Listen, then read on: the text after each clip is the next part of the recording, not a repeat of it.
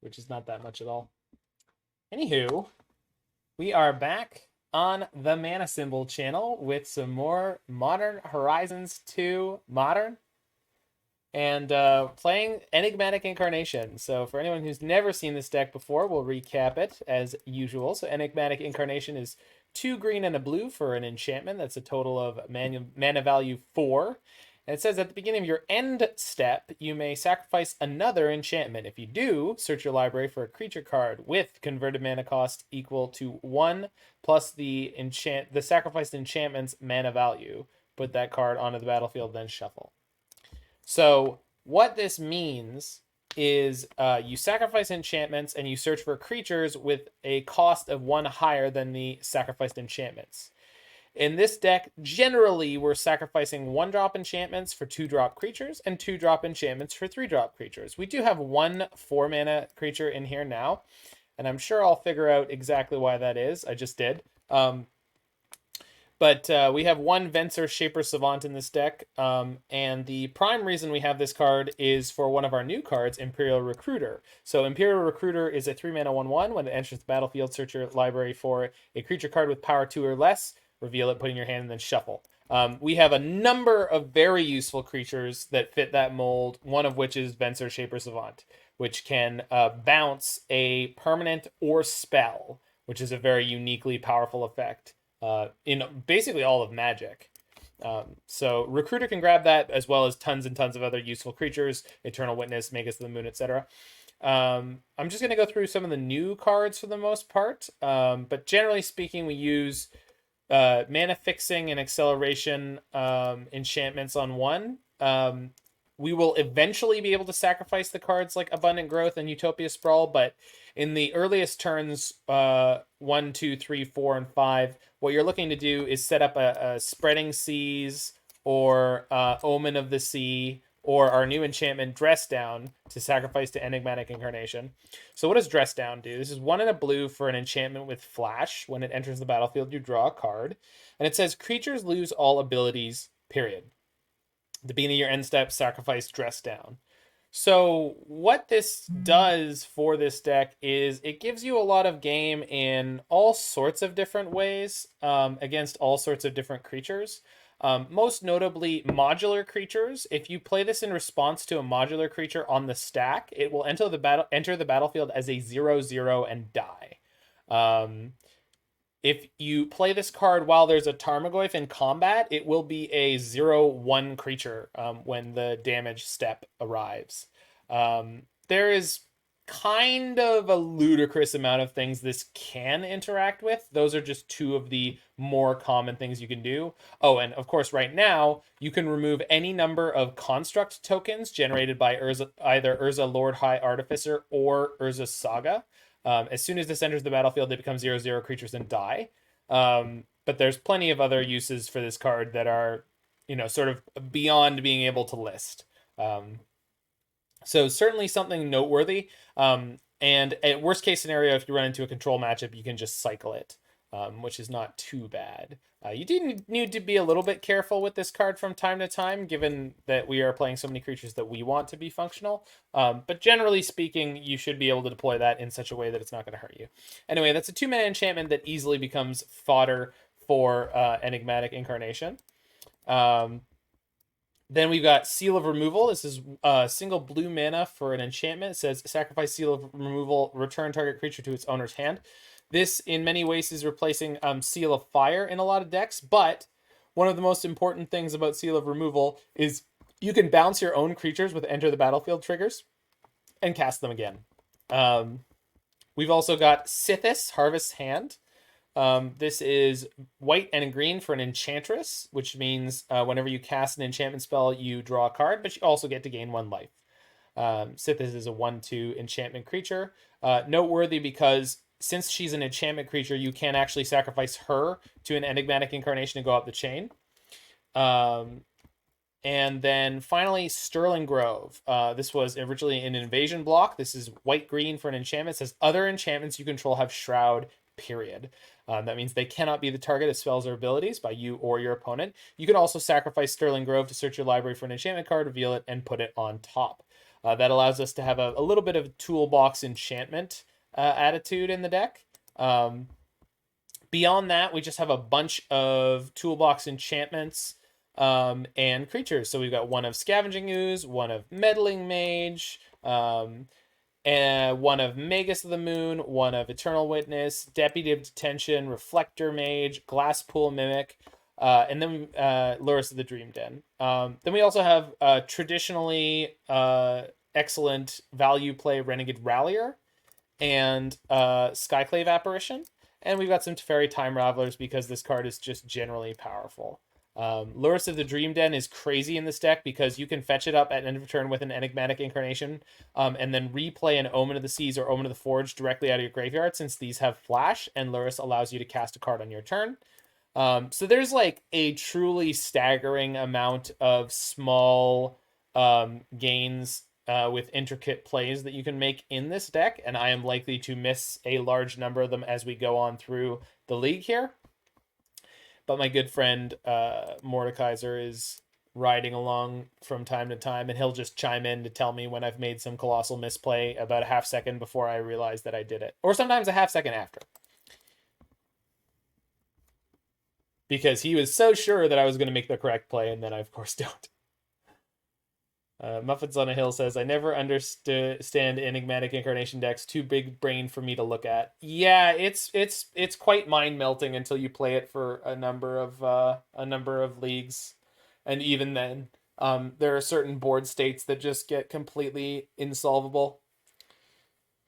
It's looking like my CPU is acting nicer than yesterday. The run percentage is lower. There was a recent patch on OBS, and I'm going to blame that for the reduced performance I've been getting, although I don't actually know if that's true.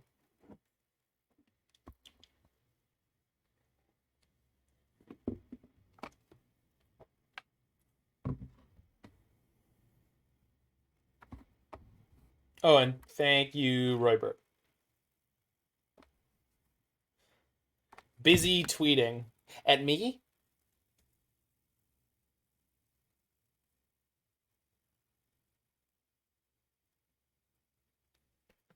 It wasn't me.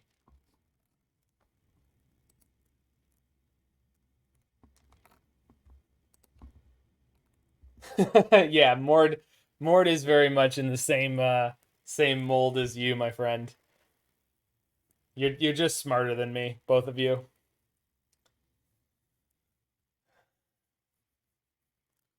Yeah, yeah, yeah. No. No, you're good friends who are smarter than me in all ways, and I don't deserve you guys or some of the success that I've attained.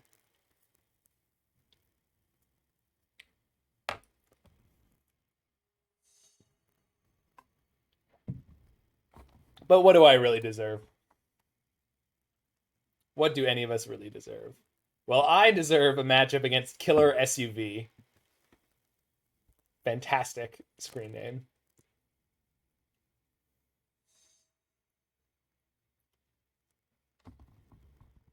Would I like to play first? Yes, please.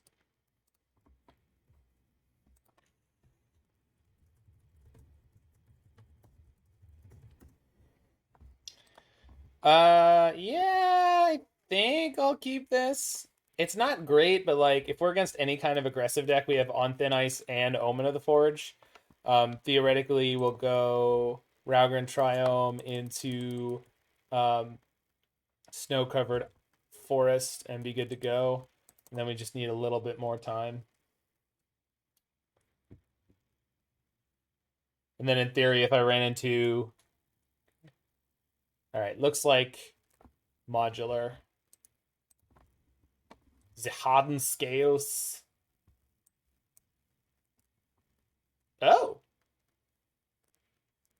Hello, lack of Ralgren Triome. Oh no. I don't have access to a snow-covered plains now. Mord changed the mana base. All right, well, we'll figure it out as we get along. So, all right.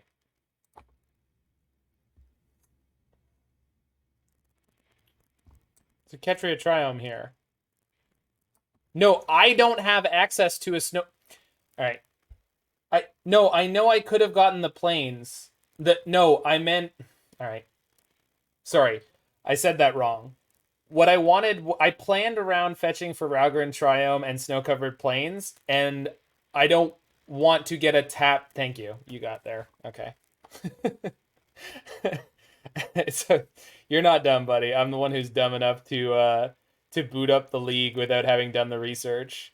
So I can fetch a snow-covered forest and then put the sprawl on it. The trouble is I have to put it on for white, which means I won't have access to Omen of the Forge this turn. So because I didn't know the mana base had been changed, we're just going to have to deal with this a little bit. And again, that's not on Mordekaiser. That's on me. I should have done the research. Should have done the assigned reading. So I now have access to playing Teferi Time Raveler next turn, as well as Thin Ice, as well as Omen. So we've got plenty of stuff to do. It's not as optimal as it could be, but realistically speaking, it's not a problem compared to that. That is a much bigger problem than anything else I could have possibly described. Okay, I think we just play Teferi and bounce one of these. Just because I would like to hit a land drop. Which is not overly likely. But if I do... Okay. Would have been nice.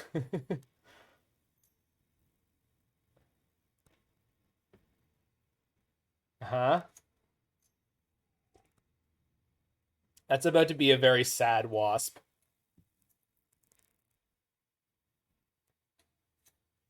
Wait, it's only a 3/3? What? Shouldn't this be a 6/6 right now? Or am I wrong?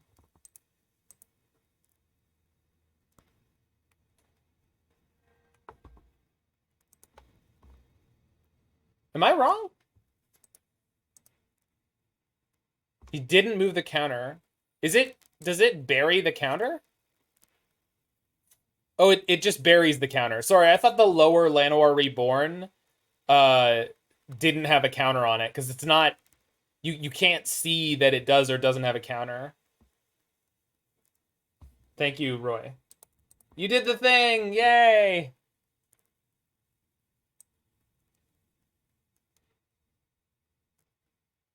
Oh, my CPU is actually higher than yesterday. Boo! Alright, Alright, so...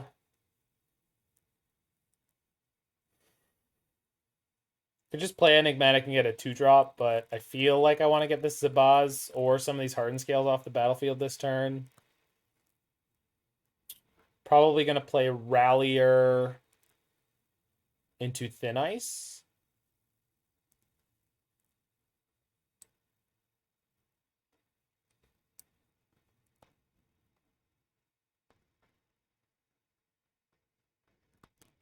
Which requires me another white mana. Which is fine. Get Island.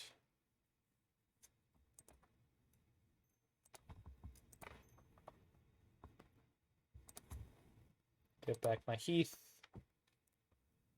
The graph triggers go.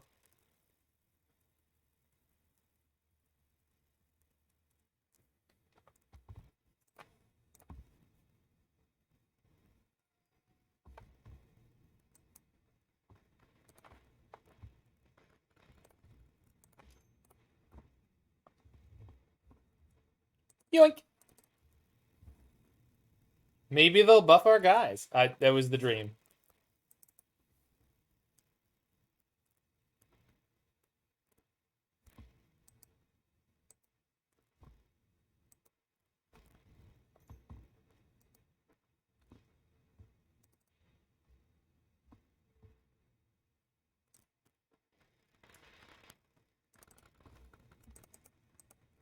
All right, this time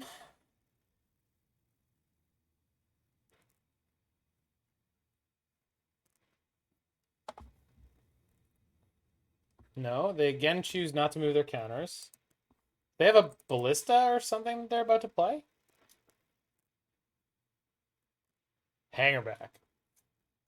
That's gonna get the counters, right?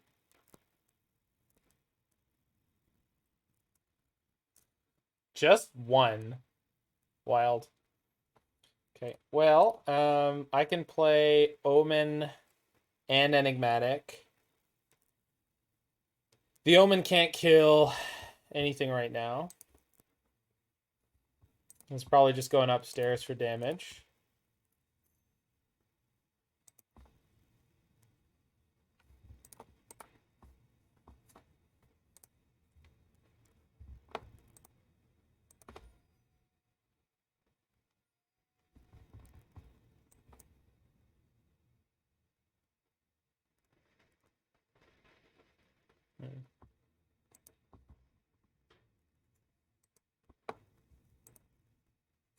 I think we Skyclave the hanger back just because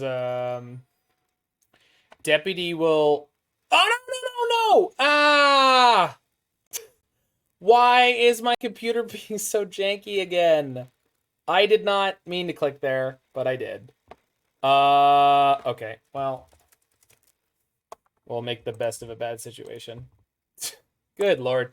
It's happened a lot in the last couple days. Sorry, it's just really, really hot, and I'm trying to figure out why my computer is literally like it's clunking right now. It's literally the fan is running as high as it can, and it's going and it's very concerning. And I'm just sorry. It's very distracting. Yes, thank you, Shauna. I'm glad we can celebrate my death. So,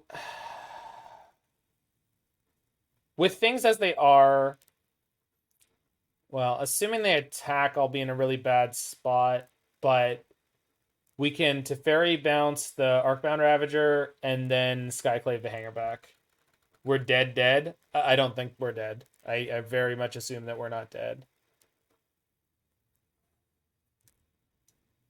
Also, I think what you meant to say is we done died, but I'm not sure.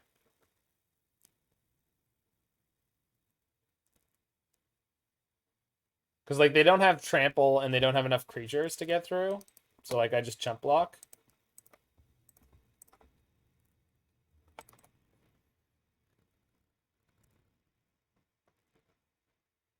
I even get to get their Arcbound Worker off the battlefield here, which is weird that that's happening.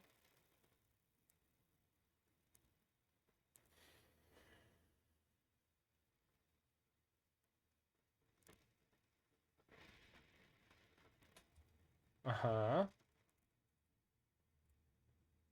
They don't have a way to give things trample, do they? Because, like, if they go... Oh, sure. Yeah, I see. That's fine. Yeah, we're not dead, Morden. I don't know why you were saying that we were.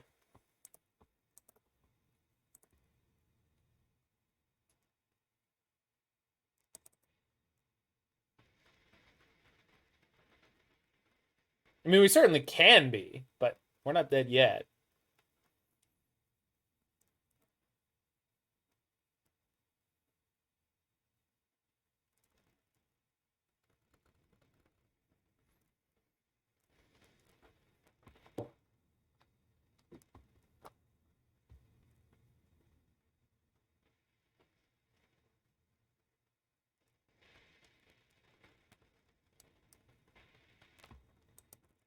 Okay, well, they're figuring this out.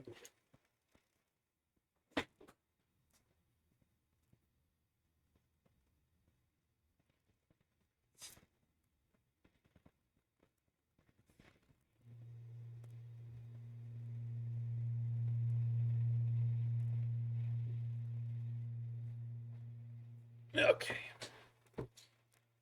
Scotty don't know. Scotty don't know. All right, they're going in on the hanger back. How much? Oh, shit. Your mic seems staticky to you? All right.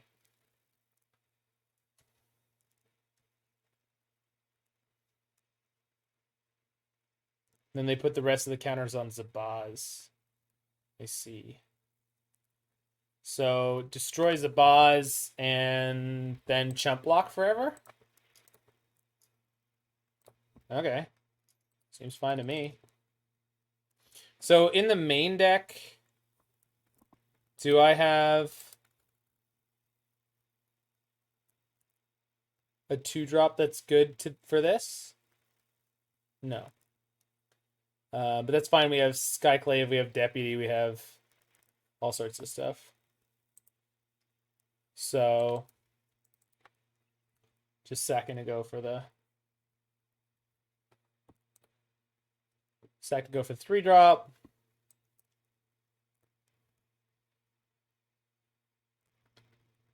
Skyclave. 8 is a vase. Your flyer is no more. What did they draw? Strings. Yipes! Good thing their Walking Ballista lines are cut off for the moment. Although I guess... Oh, I should have grabbed Urian that turn. All right. I'm playing this like garbage right now. We're gonna get our head on straight. Get your head in the game, Ryle. Puts Urza's Saga into their hand. That is fine.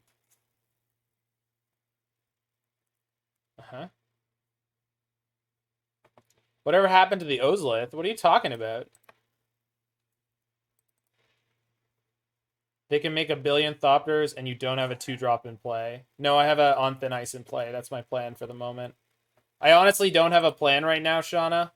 And I'm glad that you're letting me know that I don't have a plan. Yeah, if I'd grabbed Urian that last turn, I could flicker my Thin Ice. Okay.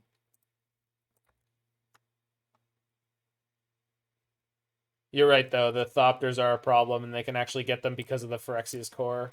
Yeah, I'm probably dead here. But they have to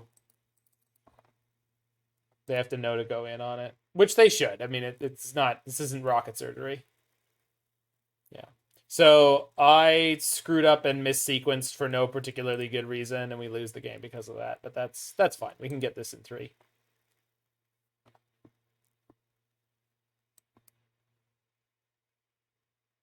Yeah.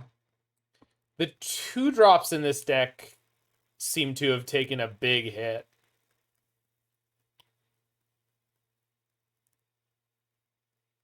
There used to be 6 or 7 of them, I think. It's fine. It's not a problem. We'll make it up in game 2. And 3. Or not. Who knows? Okay. They also had a pretty nutty start, so I'm not going to be worried about it.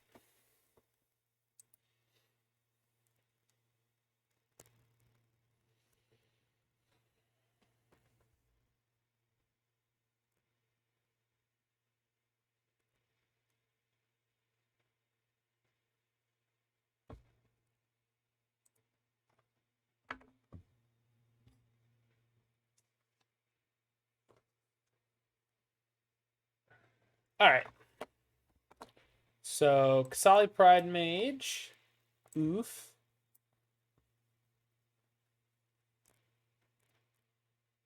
And Thin Ices.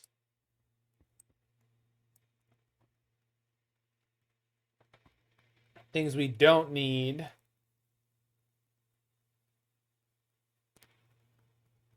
Kataki. Yeah, Kataki would have been okay there.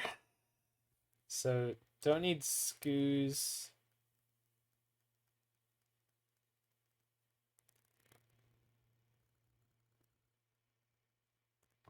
Don't need Teferis.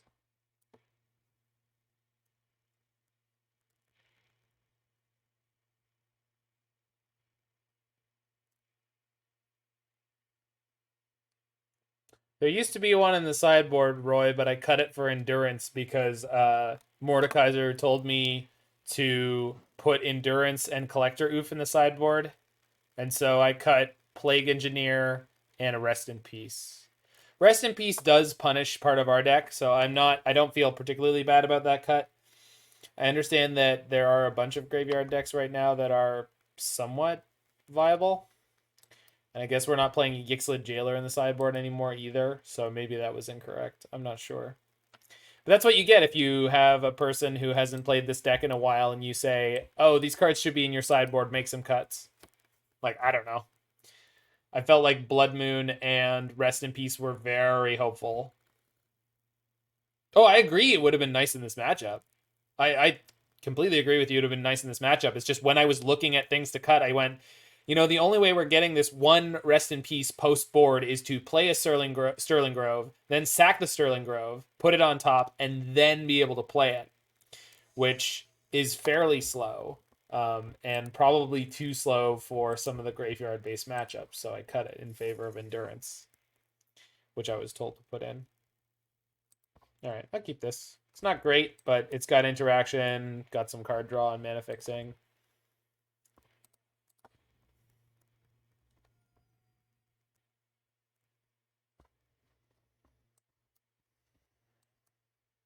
All right, so growth, trigger, yield, go. Second Thin Ice is not bad, but usually they draw more than 2 creatures, so we'll see. Opponent skillfully leading on Hardened Scales once again. Okay. I want to get blue, white with that. Yeah.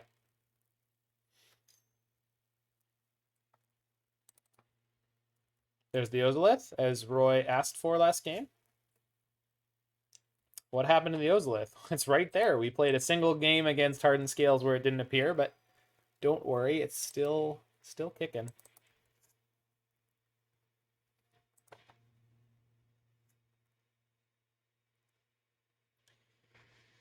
For mana efficiency's sake, and the fact that the rest of my hand is great, let's play this Recruiter and grab Eternal Witness, just because it ensures a land drop next turn.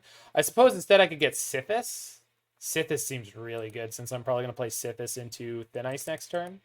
And then I have Ephemerate for Recruiter, which is kind of nuts. Get Glasspool like a coward. What the hell does that mean? Oh, because it's a tap land? Yeah, no. Thank you. I'm a little bit luckier than that, Mord. Oh, I can't play Sythis and Thin Ice this turn because I'm bad. Good, good. I'm glad I'm bad. I wouldn't want anyone to think that I was able to win games based on skill. Never mind.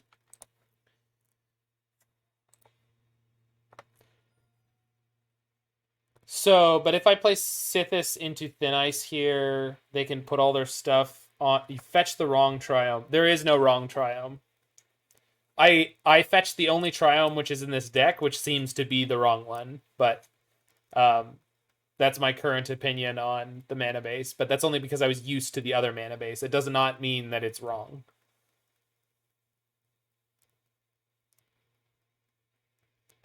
So I could just Incarnation into Collector Oof here. They won't be able to respond to it, so that seems very tempting. But I also just want to kind of play Thin Ice, target this, and then they animate their Ink Moth. And then I eat their Ink Moth. And that should cripple them pretty badly. So that's what I'm going to lead on. I actually won't be able to play anything else this turn. But I think that's probably totally fine.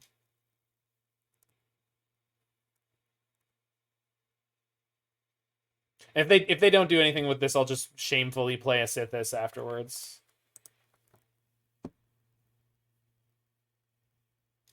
Mm-hmm. All right.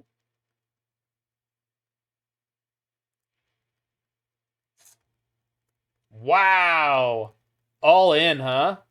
All right. Chips in the center of the table. Got it. Good choice. I respect you, opponent. I really do. BTFO? Yeah, BTFO. What is BTFO? Beyond the First Order? Is that Star Wars thing? The one I haven't watched yet? It sounds pretty fun, but I don't know. I've been burned.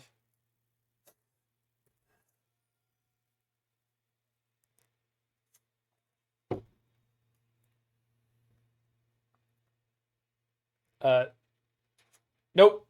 Nope. Ozolith is broken in half. Nothing matters. Don't worry.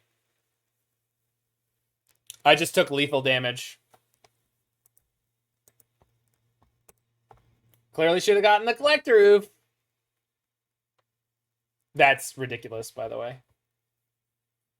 That's the way that Ozolith works is completely obnoxious. All right, so I punted a little bit in game one, but that was insane. I mean, there's no... They got a 16-16 Walking Ballista Muffins. Because the way that Ozolith works, it doesn't make any sense. I mean, I say that. It's the way that the Ozolith interacts with Modular that's completely busted in half.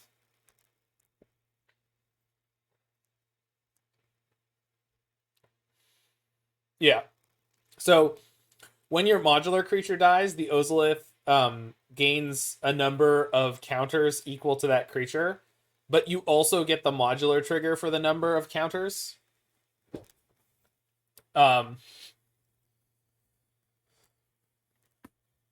Which is very strange. Oracle works differently from the modular wording on the card.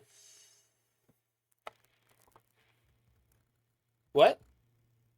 You mean the Oracle text, or you mean Thassa's Oracle?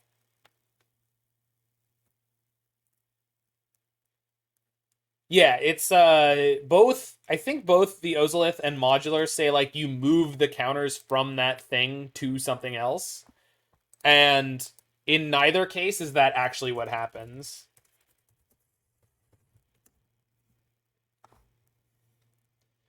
Which is why people get confused. All right, I think I gotta mulligan that. This hand just doesn't have a plan, and we don't have a... Yeah, and so does the Ozolith, right? Yeah, put those counters on the Ozolith. Well, that one doesn't say move. The Ozolith says, put those counters. But what it means is put a number of counters equal to and of the same type.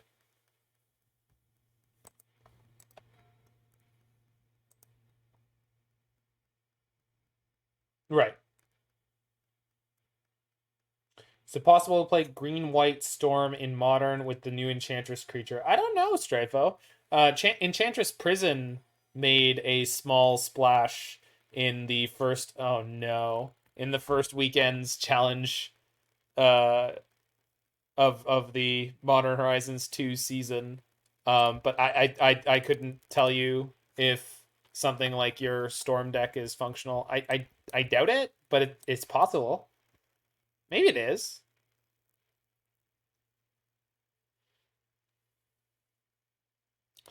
We do this, we go Sprawl on blue, then we fetch white. If I want to play Teferi. And then otherwise I'm playing Scooze plus Growth. Right, yeah, it sounds like you should only be able to get one or the other with the Ozolith or Modular. But that's just not how those cards work.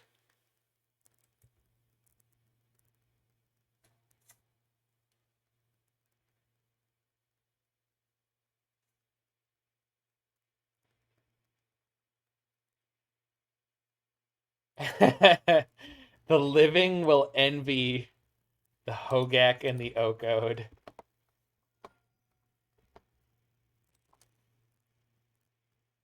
So I think this turn I'm playing Rallier into Growth.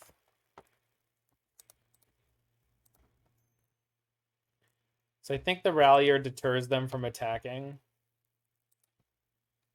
Because they want to keep their Walker with the Hardened Scales, and then I'll bounce it next turn. Could go sideways for me if they just play Ravager, but this gives me more chances at drawing Enigmatic. That's a good draw too. That's a good draw too. So I've now officially ramped on turn 1 and turn 2.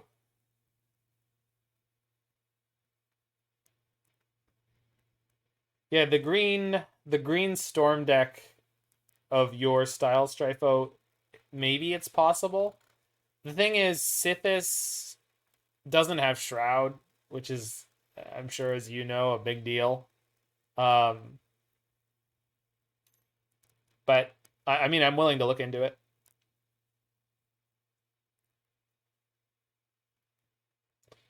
The extra land drops are going to be tricky too. Dryad of the Elysian Grove is technically an extra land drop and an enchantment you can play, but it's 3 mana instead of, what is that card that you play? Yavimaya Heart, Gift of Eladamri, Multani's Touch. I'm just rifling through potential old school. What's the one drop that has to put in lands? Sakura Tribe Scout? Stacy?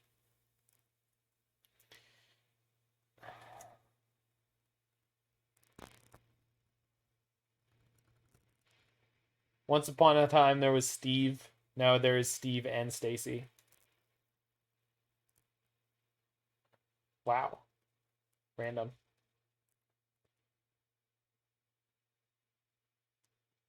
Uh yeah, I guess.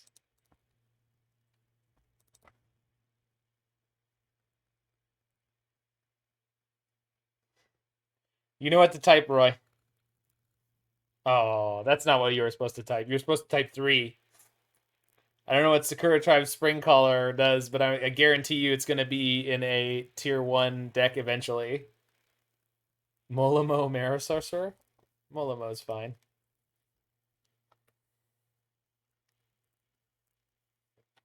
Alright, well, I guess I play Teferi and bounce a Thopter? Bounce the Harden Scales because it's a small tempo gain.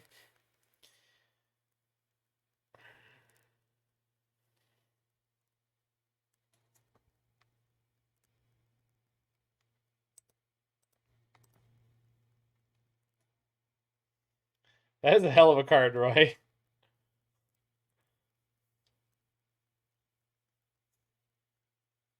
Super. Well, I guess if they have another land, I will incentivize them to kill my Skoos. I suppose I could have waited until next turn and then played the Skoos with mana up to exile stuff, gain life, and make it bigger. Yeah, that was probably the play. Just playing Utopia Sprawl this turn was probably better. I don't know why I didn't just do that. No, I'm just playing like crap today. Maybe I can pull it together.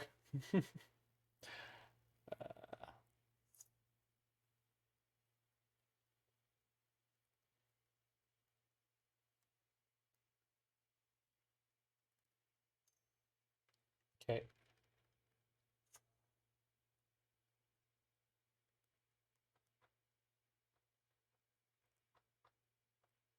I'm just so confused by them attacking with the hanger back. There we go. Nervous? No. Not nervous. Mostly just hot.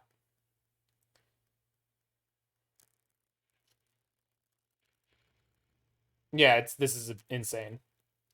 For every creature deck, these Hardened Scales decks, if they have a Walking Ballista, are unbeatable for the most part.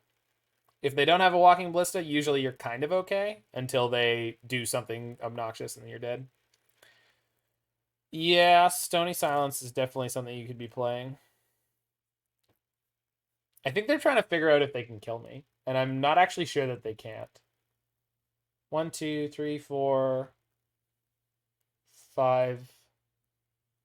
So 7. I think they can put 7 counters on the Ballista. So I don't think they can kill me.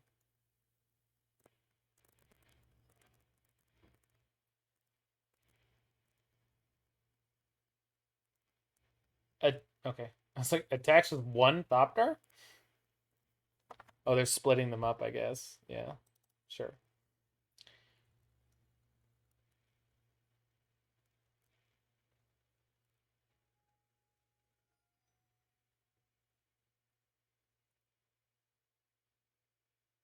Yeah, Giambi.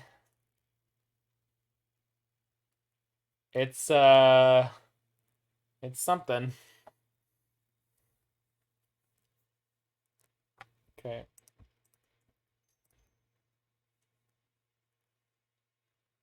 So we're gonna bounce their Arcbound Ravager, which should mean that they do a bunch of, well, I'm assuming they're gonna do a bunch of stuff in response.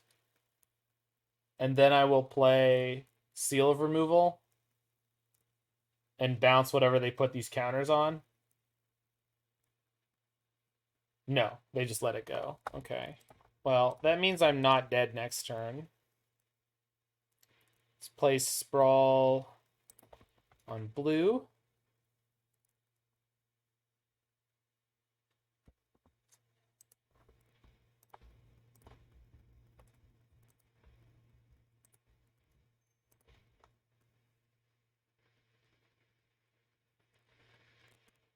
Mm.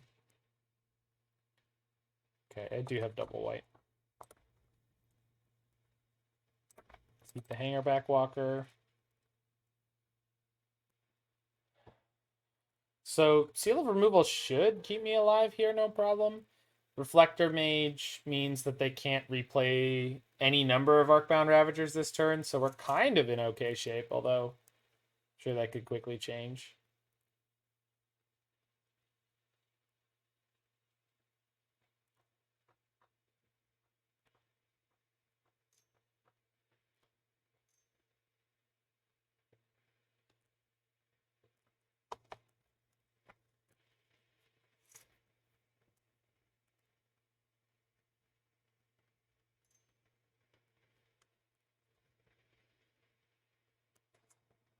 Okay. That's going to make the Ravager more frightening next turn.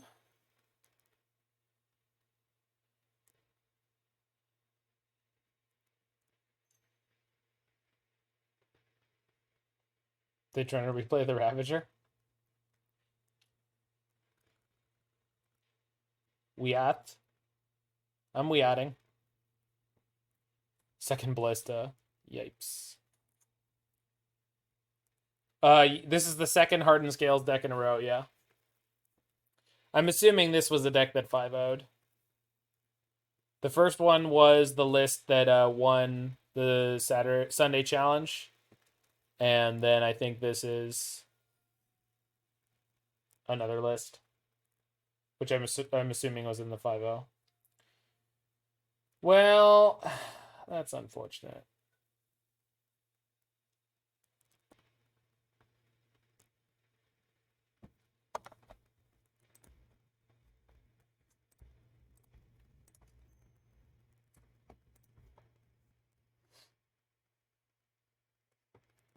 It could kill my Reflector Mage in response, but I didn't think that they would.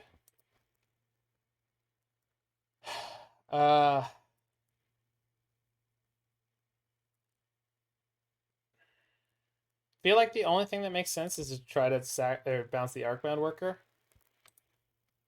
Oh, Scales is super powerful.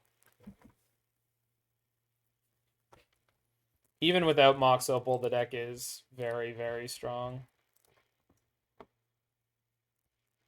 I feel like I mistapped at some point.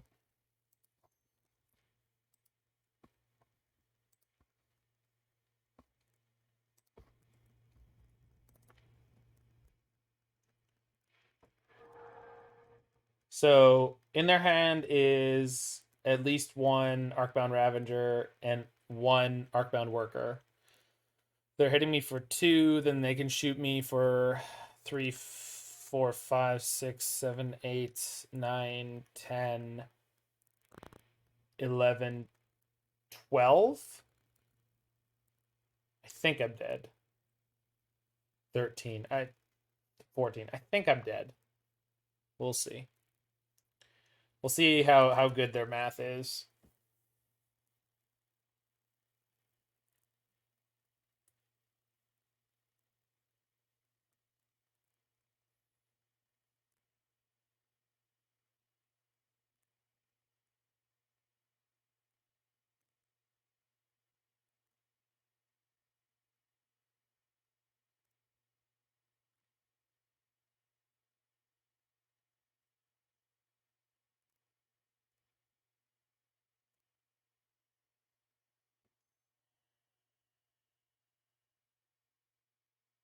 we're very, very dead. It was Xaxes, now it's Child's Play. So that's 4, 5, 6, 7, 8, 9, 10, 11, 12, 13, 14, 15 damage. They can't play the worker this turn, Shauna. They missed lethal.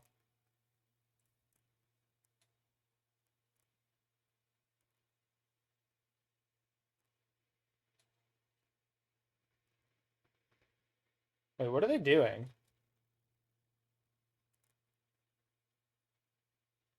They not know what seal removal does? Okay, you had a free point of damage there, opponent. Right there, you just had a free point of damage. What are you doing? Don't do it. Oh my god, free wins. Yay! People don't read!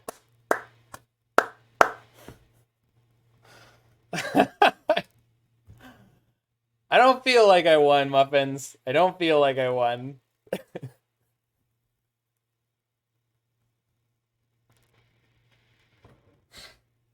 I'll be back in a half second. I need a cup.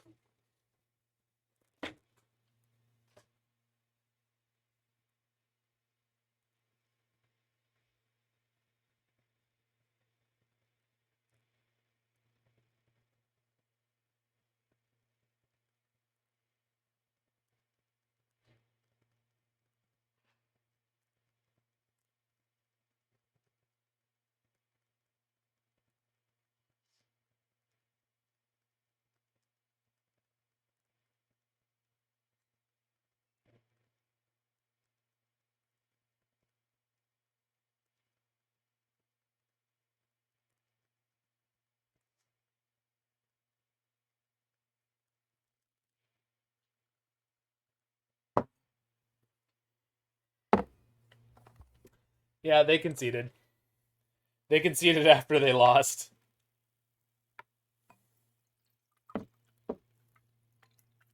I said, hey there, good luck and have fun with them, same as always.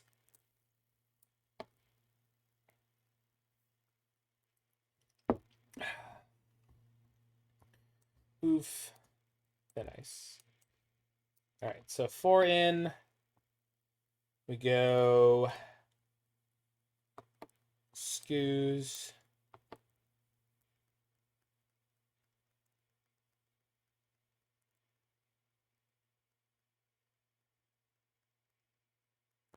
And Fairies out. So Dress Down is theoretically phenomenal in this matchup because it's 2 mana, draw a card, counter target modular creature. But we have 2 copies and 80 cards, which is loose. It's obviously it's not good in every matchup, so I understand why that is. But I mean, one of the amazing things about this deck is that you can play this deck, you know, hundreds and hundreds and hundreds of times and easily never see the same game state twice.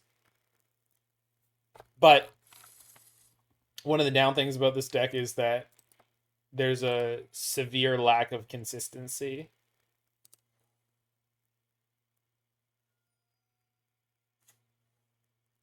In that a lot of those games you'll just die because you either did or did not draw some specific set of cards. So we're going green, white here with Spool.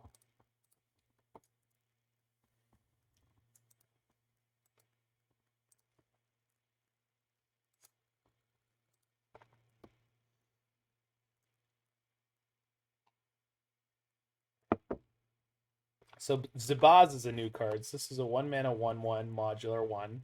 Sorry, 1 mana 0/0 modular 1.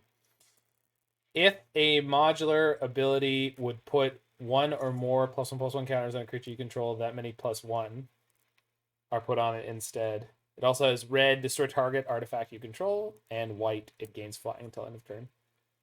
So Zabaz's replacement effect works for both entering the battlefield and the dies trigger. So I think this turn I'm playing Birds of Paradise and Thin Ice, just nuking this worker. Just because playing Collector Roof has no effect on this board, and getting the worker off the battlefield while I can, without them being able to do anything about it, makes me pretty happy.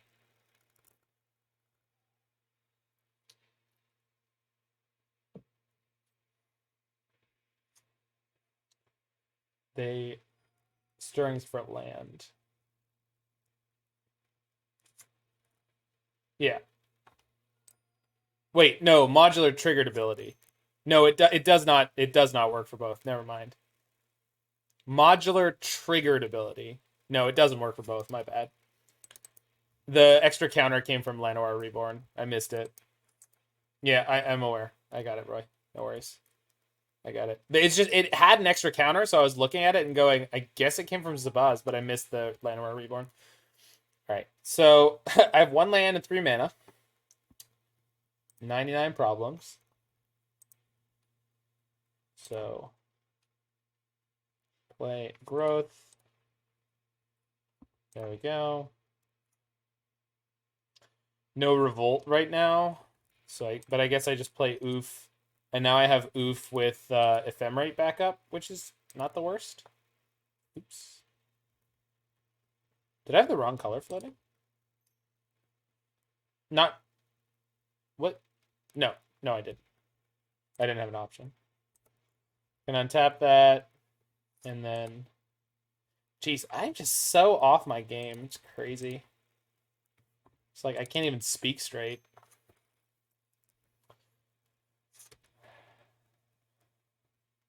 They're playing Abzan scales? Oh, that's terrifying.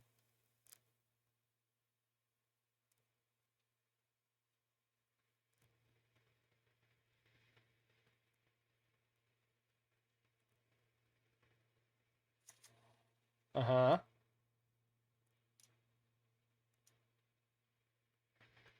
Uh-huh. Okay.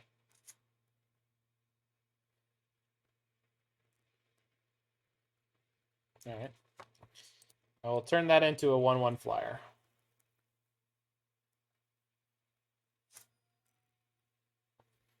All right. Venser seems good now, although Rallier to ramp and then Ephemerate is what I'm going to do first.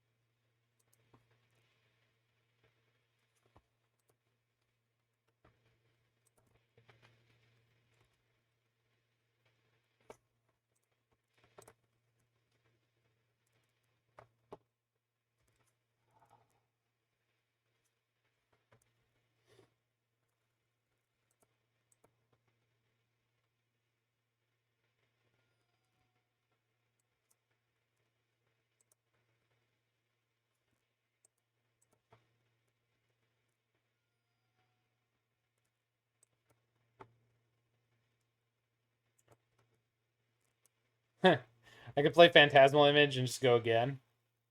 Hey, how's it going, Larix?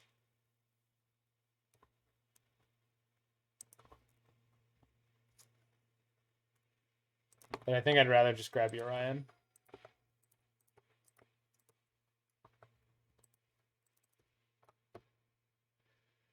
Alright, you're up, opponent.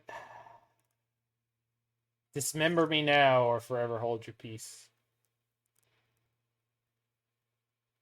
Not really, you've got time to kill me.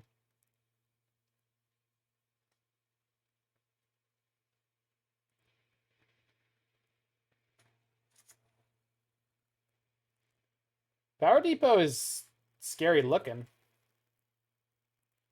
But as long as they don't have a removal spell, we're okay. It's terrible, but you did it. Well, Share the link. Also, you never, obviously I played it on your stream, but you never told me how much or whether or not or anything about the potential. How was See My Decks? I guess is what I'm trying to say.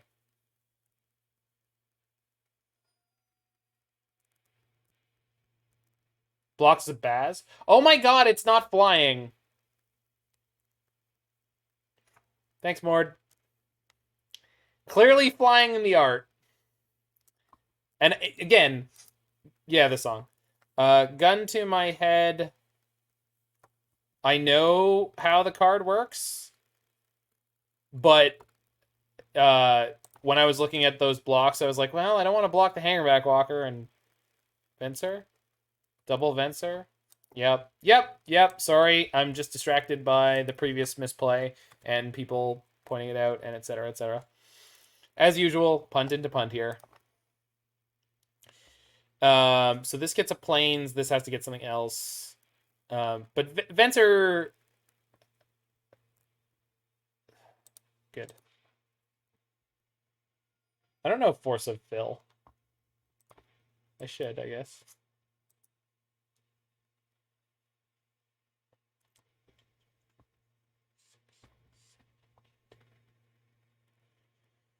I think we'll just Venser during combat, and then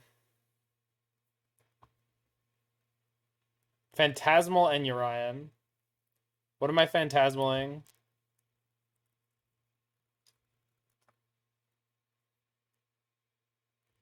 Rallier for another land? That hurts me.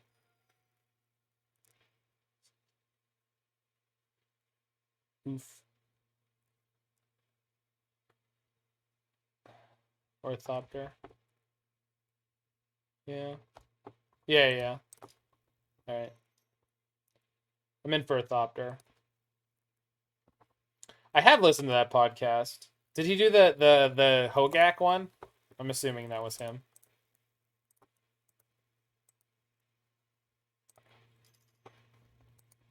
I forget what it was called or what it sounds like, but I remember it was something about Hogak. Copy Rallier first. Awesome. Thank you. I'm glad that we have a clear back and forth over what I'm supposed to be doing and when. I don't know. I'm just playing like garbage today. You got to treat me like I'm like 3 years old. I don't know why I'm so useless. All right. It's fine. Slide these things. I get to... Oh, crap. The worker actually came back. I guess it's not a problem. We just take the hanger back.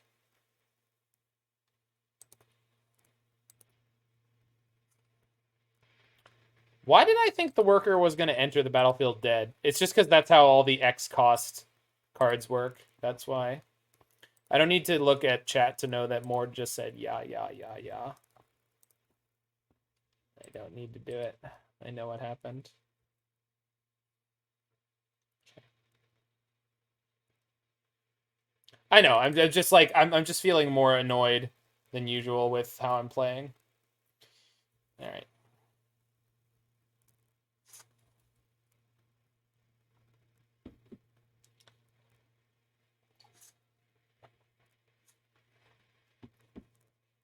Although I definitely remember the reason I stopped playing this deck is like you are completely genius level with it, and you weren't able to find success with it anymore. So I was just sitting here going like, I can be successful with so many things in Modern, and if you can't do it with this deck, there's no way I can. But we got the game 2 win there against a less lucky or less talented Scales player than the first. I'll take it. No, I agree. It's definitely not an easy deck.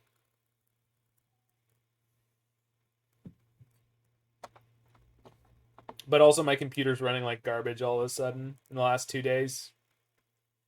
The CPU is literally 4 times as consumed as it has been previously. And I don't know what's going on. Well, it did get a lot of new cards, Mord. I mean, I don't think there's it's a shocking turn of events that this was a deck that was improved by Modern Horizons 2.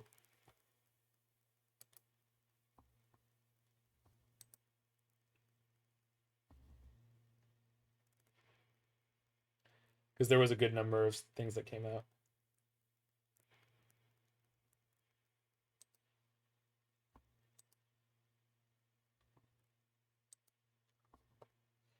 Yeah, and sorry, Chase, to continue the parody conversation. It was very interesting to see the feedback on my parody video being the first one from me, and the comparisons were really interesting. I enjoyed seeing the people comment on this, that, or the other aspect of it, what they liked, what they didn't like, how they compared it to things that existed.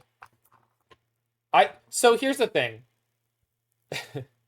Mord, you're buying into completely the wrong attitude towards it. I will not be Remy. I cannot be Remy. Remy is Remy, and I'm me. And that was the funny thing, is like people were commenting on like, oh, this part of this video is better than Remy's, but this part of this video is different from Remy's, and this part of this video is worse than Remy's. I'm like, it's just all different, guys. It's just all different. But I understand why there's comparison. Of course there's comparison. There can't not be comparison. Right, exactly. It's just like what you like. Because like one of the things that was eye-opening for me is actually going through his videos and realizing that they're not all on the same quality.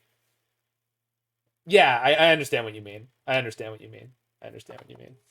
Well, I have a second one in the works and a third one that is as an idea, and I've got more ideas sort of on the back burner from that one, so we'll see. But I mean, he doesn't stream. I've never even heard of him competing or playing Magic ever.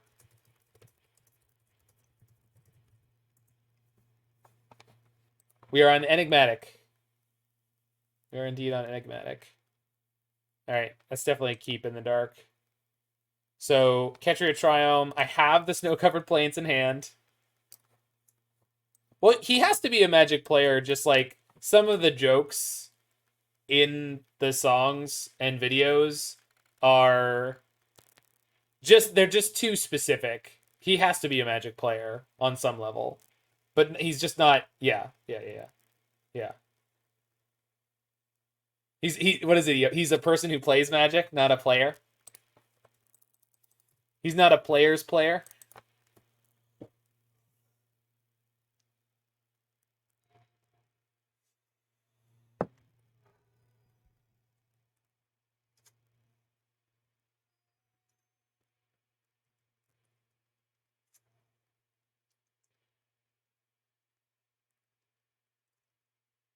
You don't really like that distinction? Sorry, I think I agree with you, Chase. I'm just saying that these are the kind of buzzwords that people use.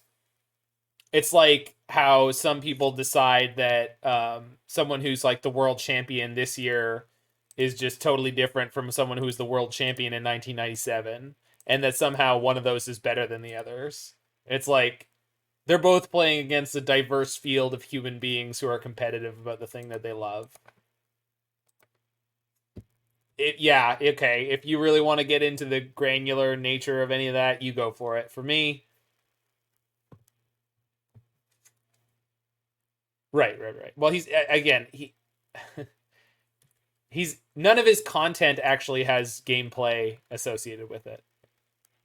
I've never even heard of him being on like some commander play group or anything. Well, there's a Vengevine in the graveyard. Clipped 22-8 run in Historic with Elf Ball. Ooh. Games are good-ish. Played against Hardened Scales twice in a row. Now I'm playing against Food Vine.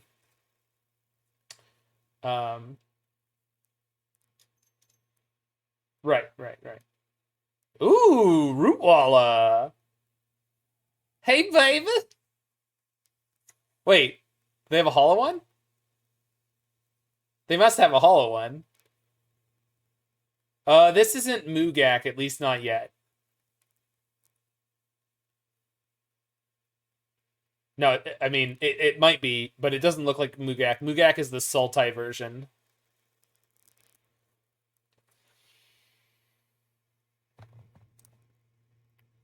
Also, critical to myself, I do prefer to call it Mugak. They're all Mugak? No, they're not all Mugak. If you don't play the cow, you're not Mugak.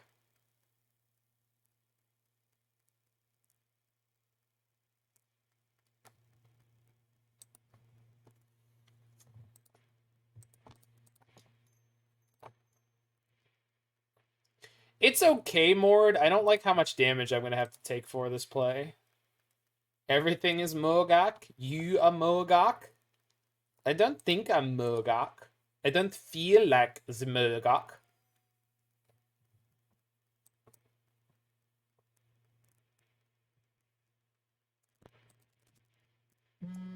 Oh, you just like spreading seas? I love how you said this is great after I like top decked Ephemerate with the whole Rallier Ephemerate thing.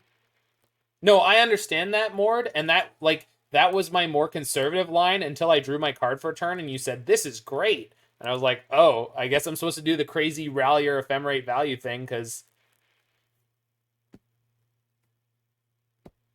okay. Oh, I see. I see. Anyway, I think we all need to embrace the name Mugak, but realize that that means you have to pronounce Hogak and Mugak as if you were randomly European. It is! We have found it! This is the Mugak!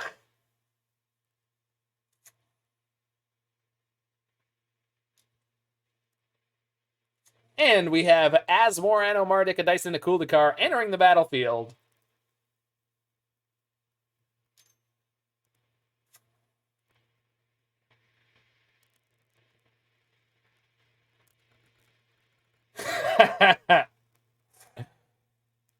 Mugak, Moo problems. Yo, I feel that. I feel that. Skyclave, they get nothing? True. That's what you get for costing 0. That's right. Null cost. Null cost, null problems. I do want... I've got double white. I've got red here, so I think I want Foundry or... Yeah, Foundry probably better than Stomping Grounds. Steam Vents would obviously be ideal, but I understand why there isn't one in the deck. You thought the deck was called Hell's Kitchen? It can be both. Oh, no! My value.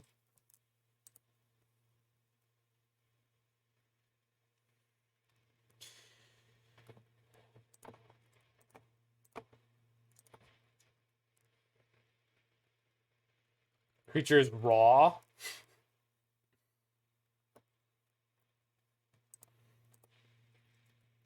I know what you're doing, Larynx, yeah. Bye! Yoink! Steak is delicious.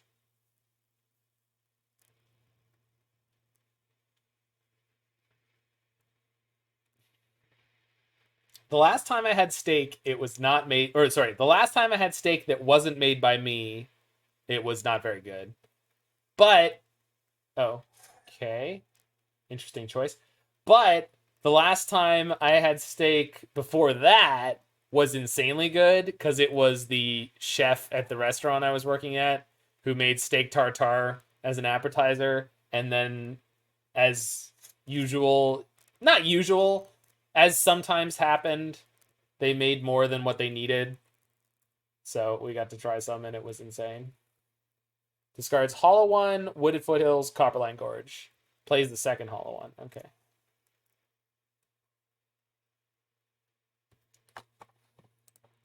I need to have some elk. I've had elk. I've had elk and I've had deer.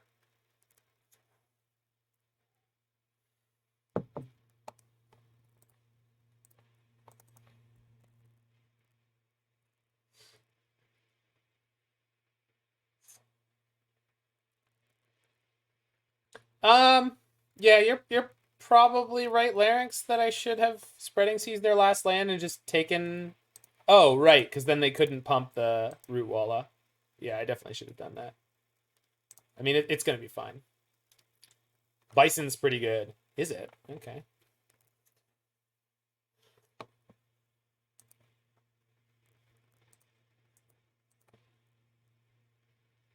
We're talking on someone else's stream about yeah, that's Detention of the Cookbooks. I think I'd rather Detention the Hollow one, to be perfectly honest. Because if I don't have anything to say about them beating the hell out of me. I think the cookbooks are not particularly dangerous at this point. I could be wrong, but like, I guess if they drew double Root Walla, they could discard both, play both, and then get back their Street Wraith.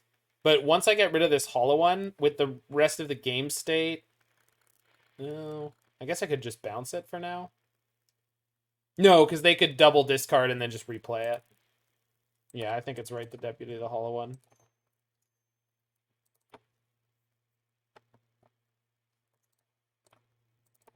Bouncing stuff is very, very mediocre in this deck. Sorry, against that deck. And I've got Urian coming in over the next couple turns here. Yeah. Can always Urian the Deputy.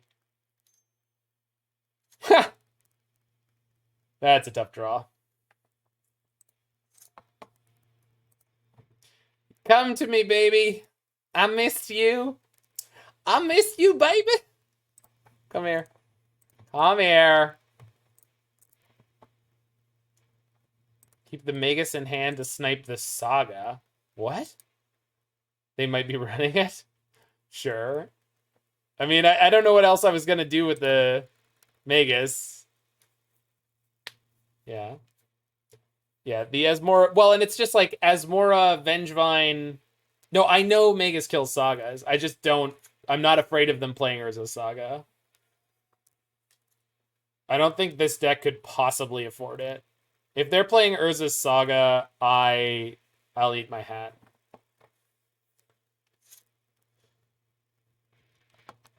I mean, they are the first constructed deck, though, that's playing Bartered Cow in Modern. Sorry, in any constructed format, I assume. So, anything's possible, I suppose.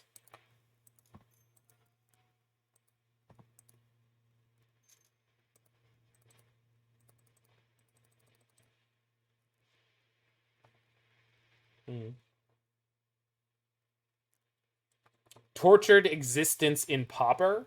You're making stuff up. None of those are real words.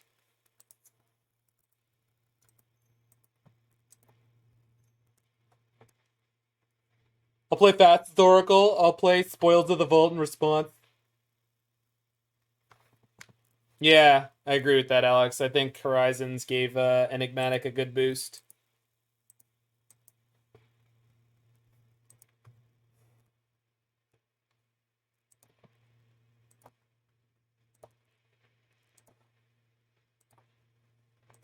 It's been a while since I've hit the Urian value train. I miss this.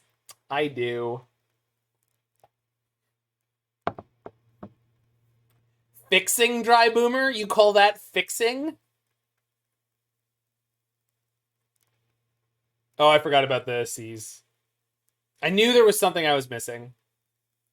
All companions are a mistake. I have to agree. I think the concept of companion is a mistake. And the execution of companion was a mistake. But I love playing Urian. Shrug? I love that there's a reason to play more than 60 cards. Like, that's literally all I have to say about it is I just want more excuses for decks not to be exactly 60 cards.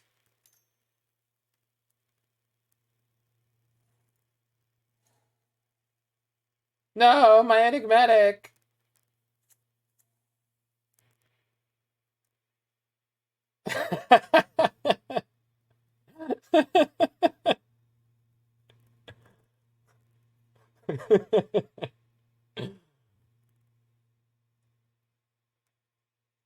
I think it's decided if we hit the 50 subscriber points and I get another emote slot, it's definitely got to be Millhouse sipping the super squishy.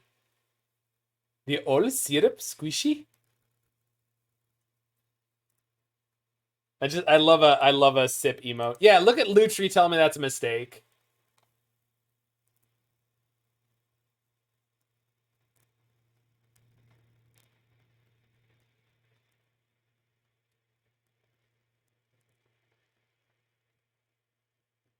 Well, that's the really frustrating thing, right, Dry Boomer? I mean, why, like, if you could put Lutri in your hand at instant speed, I still think it wouldn't be competitively playable, but it would be fun. Core and Kasali? Alright, I get that. Thin Ice is not worth it? Or Thin Ice in addition to all that? So I think Venser and Recruiter can both hit the pavement. Magus is probably not worth. And then Teferi's Magus. Oh, dress down is no good in this matchup. That's true.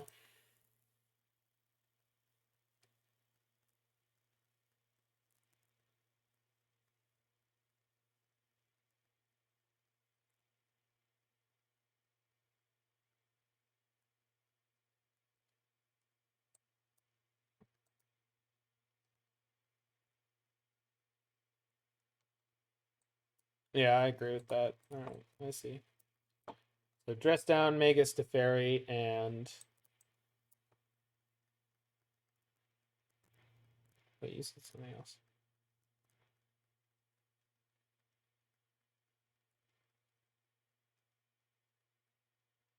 Meddling Mage.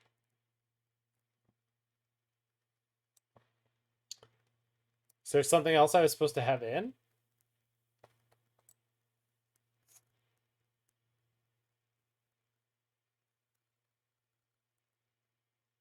Not Lavinia. I mean, this counters hollow ones if they got to 0.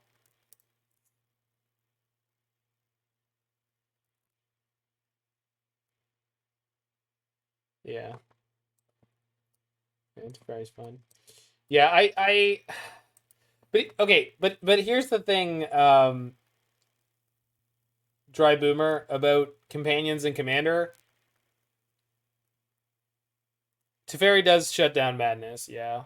But I don't think that's worth it against such an aggressive deck. Um my biggest problem with commander in general is how it seems totally torn between being a fun casual format with a really, really obnoxiously restrictive ban list that is not restrictive of plenty of things that are not fun.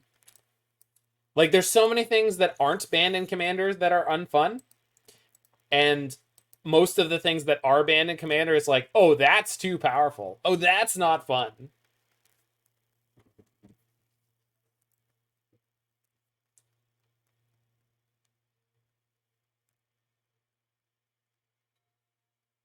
Yeah, Lavinia only stops non-creature spells with converted mana cost greater than the number of lands. Yeah, Biorhythm is banned. Are you kidding? I know Biorhythm's banned. It was one of the first things I ever found out about Commander. Biorhythm is banned. Upheaval is banned. Oh, but Cyclonic Rift is fine. Oh, Cyclonic Rift is fine. You can't have Upheaval, but you can have sort of one-sided Upheaval. Oh, but it doesn't hit the lands. It doesn't hit the lands. It's fine. Yeah. Right. And that's the thing. It's like, so in my opinion, I don't see anything wrong with having companions legal. But whatever. I could image their hollow one.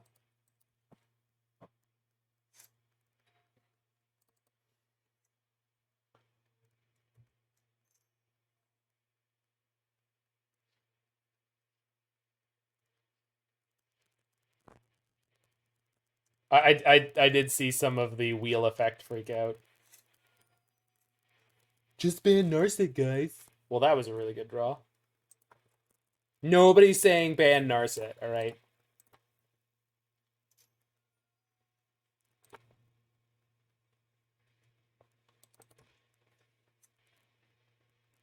Yeah, fast as Oracle. Legal. Cheers, y'all.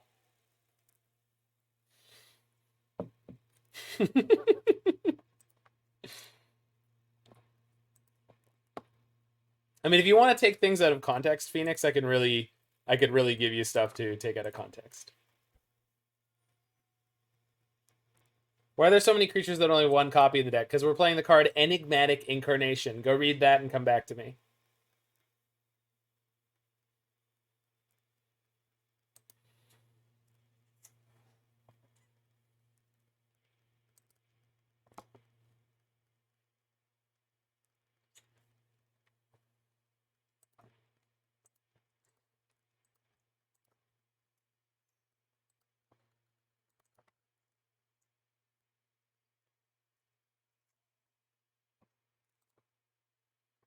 I'm the world's first analyst who's also a therapist.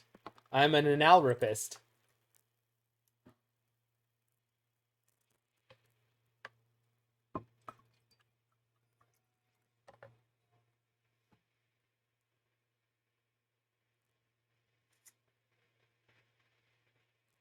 It's because we're a toolbox deck and we're undisciplined brewers.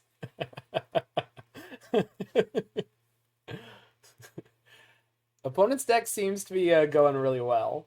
I'm glad their deck is doing its thing over there.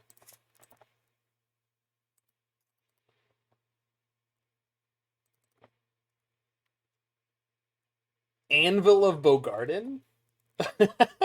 Oh no. Larynx, run.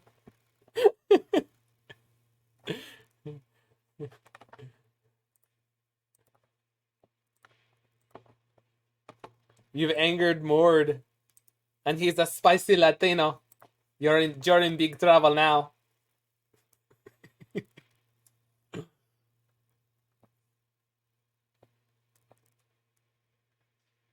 You're in huge trouble. It's all over.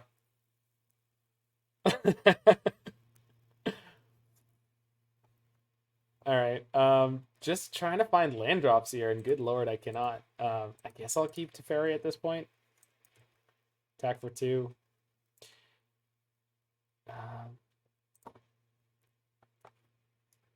They do have a Vengevine in their graveyard, so I guess if they could end step, drop in a Broodwalla, and no, I'm not worried about end step. Well, I shouldn't be. Why don't I have the land that recurs other enchantments?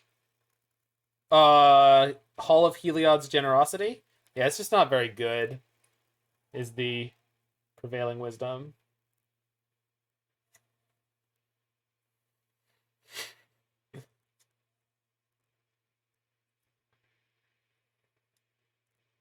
Double Rootwalla into Vengevine. Nice.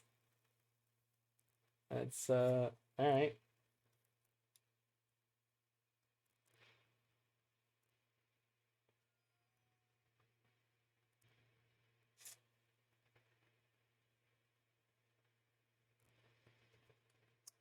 So, oh, Dynamite.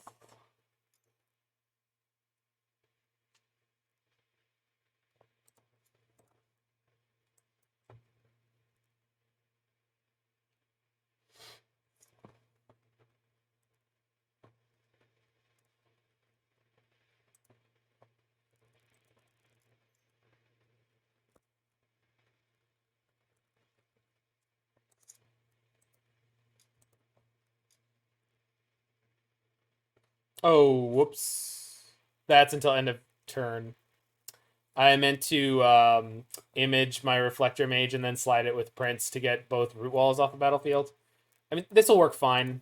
It's good enough, but it's not what I intended. So I guess I'm also playing Spreading Seas. It's fine. Yeah, we're fine. I know, I understand that we're fine, Mort. I just want to explain that I meant to play Phantasmal Image on Reflector Mage, bounce one Root Walla, then put in Reflector Mage, bounce the other Root Walla. Yeah. But this is fine. Potentially even better, because at least I'm not giving them 2 creatures again to set up for their next Vengevine.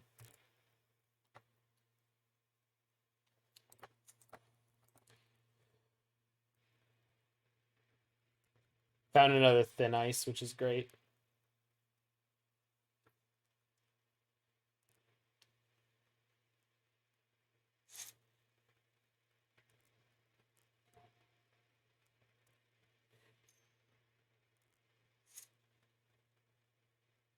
Well, Philosopher, I think using Sterling to get Enigmatic is not necessarily like something you want to do all the time. I mean, maybe I'm wrong. Or is this deck's played Ren 6? I mean, it could, but like, how many could you play realistically, Jig? And like, how much can you take the tempo hit?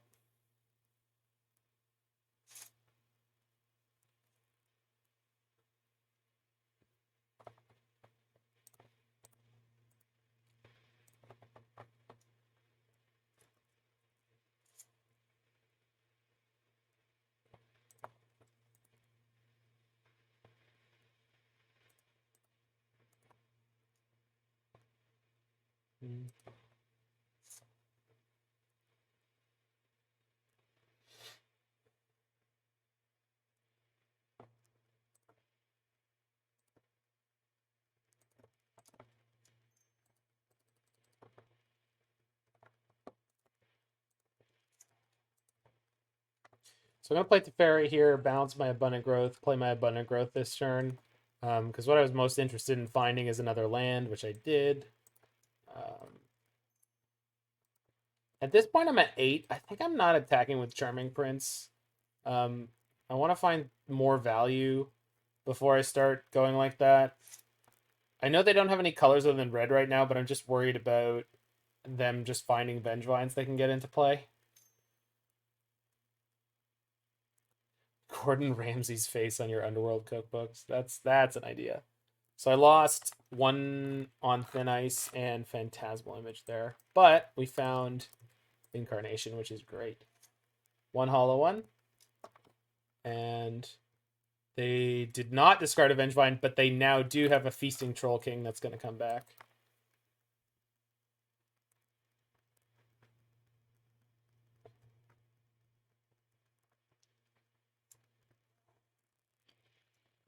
Oh god, insolent neonate. He's so insolent! And a Root Walla, sure. But no Vengevines. Oh! Teferi hosed the Root Walla just like you wanted, Roy. It worked!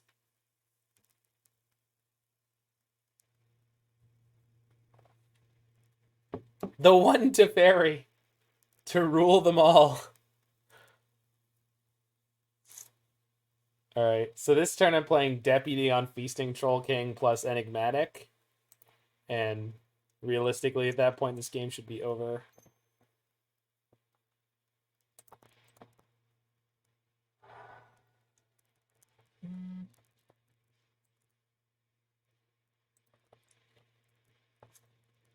Pretty sure you're going for a woohoo.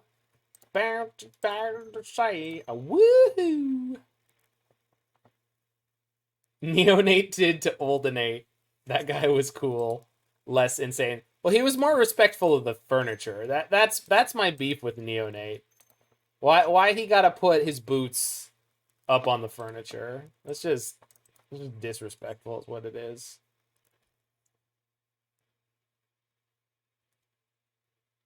Jeanette. I missed my Teferi tick up.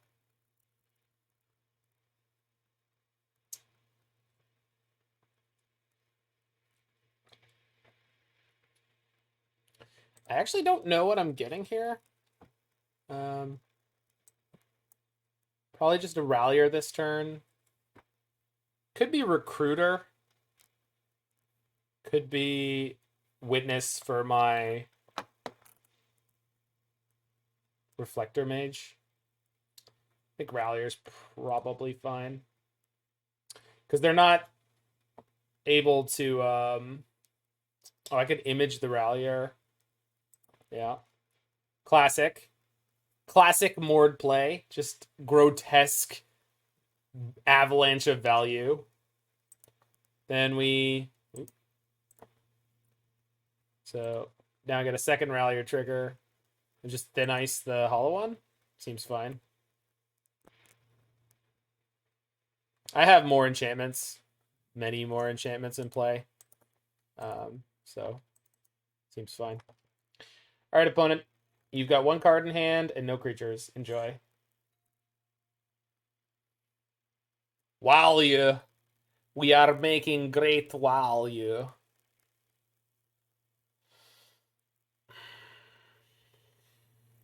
And it looks like it's all over, people.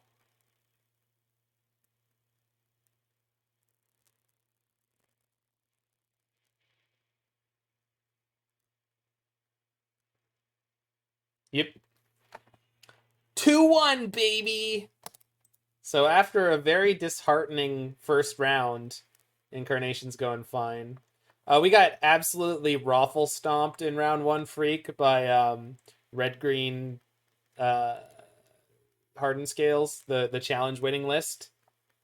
I removed all their creatures on turn 3, and the opponent shot me for 16 with a ballista immediately the turn after.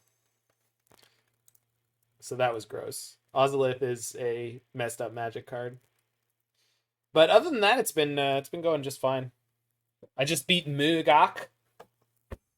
And before that, green-white scales. Yeah, Urza's Saga is dang good. Hey, we finally drew Dress Down. Maybe it'll do something. Here against Tegan time. It's an enchantment, Mord. It's an enchantment. Everyone was, Freak. It's not just you. I wanted to believe in it because it makes constructs, but it's just one of those cards that's like really hard to read. Like every time you read it, you're like, I don't know. Is this good? I can't tell.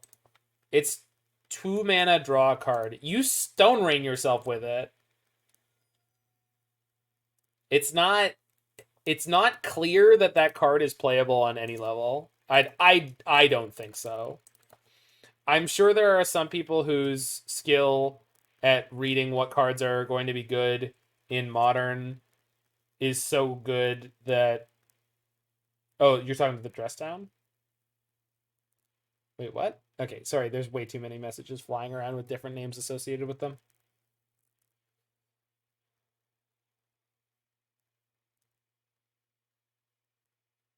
The Questing Beast of Enchantment Lands. I think Questing Beast was correctly evaluated. It was like pretty kind of okay as a beater creature, but it's not that good. They will, Mr. Maple Syrup. These are facts. These are true facts. Did opponent miss their Troll King on 2? They discard a second Troll King. They cookbook a Rootwalla, but they have no Vengevine. Okay. There's the mountain. There's another cookbook. There's the third Troll King. There we go.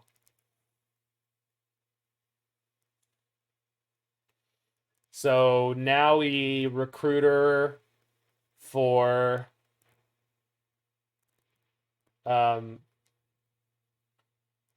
Reflector or Deputy. Yeah. I feel like Reflector Mage is probably better, Mord. Am I wrong? Oh, I get you, Freak. Is Reflector Mage not better here, Mord?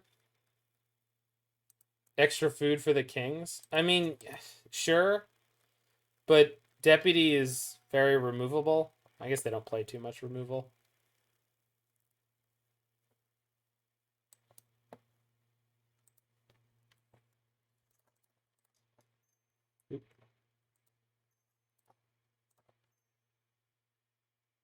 Yeah, that's fair. Well, again, what I'm worried about getting with the Deputy Mord is them removing it. It's not... It's literally not anything else. It's the fact that that Deputy feels very paper thin to me. Yeah, I know, but if I Reflector Mage the Troll, it's not coming back until they get 3 food. You see my You see? You see how this is happening? If I move my hands around, does this mean things to you? Does this work for you? It's working for me. It feels good. So kill the root walla. I can always witness back the recruiter. The troll is a food. No, I know. I get it. I actually don't know anything about John Cena other than his theme song was way more famous than he was, or his intro, or whatever the thing is. The John Cena meme was way more famous than John Cena. Direct the airdrop. So they cookbook for, or they cookbook with a cookbook for food. Yeah. Shock, Stamping Ground to accelerate, get another white. I mean, they have 0 cards in hand, so I have time. And in theory, Glasspool the Deputy to get rid of some foods. Yeah, I understand. I mean, we'll see. Another root walla. Rats. Well, yeah, copying to get rid of the books seems really good.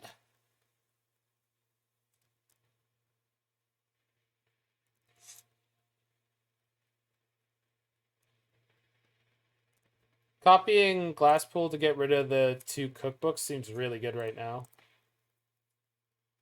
It also means they can't cast Asmara Nomara Tardica Dyson to cool the car if they draw her, which is pretty good.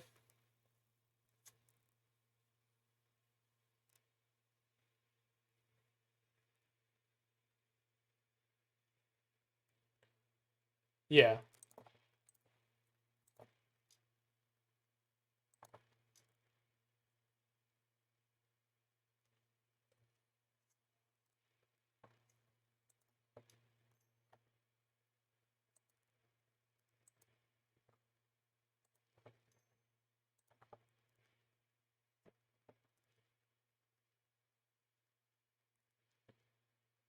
Although, so if I grab their books, I'm conceding to let this hit me for 3.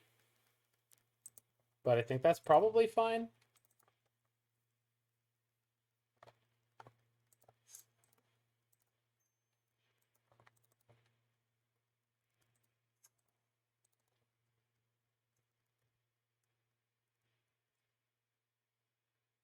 Yeah. Because I don't think they play any reach. Cycle Hollow one. Oh, that... No, that doesn't work, Freak. I don't think. This ability is linked to this permanent no matter what you do. Because it's a single trigger. This trigger just exists in perpetuity now. I'm pretty sure that's how that works. We can test it. I mean, yeah, we can. It's not the worst idea. I'm pretty sure the way this card works is it just... Yeah. No worries. Yeah, I think the way... Ooh. Yes, please. I like life gain.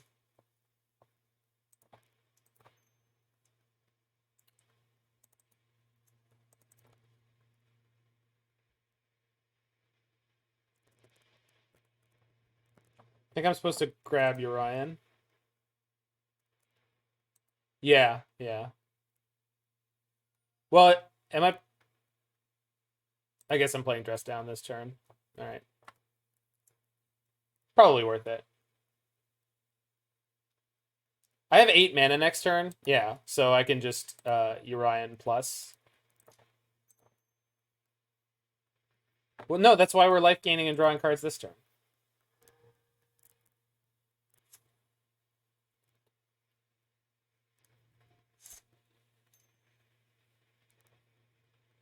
Ha!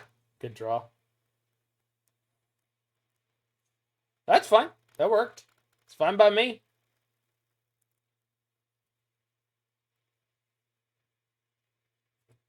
Bye, dress down. Wow. That is a nice draw. Alright. Triggers! Triggers!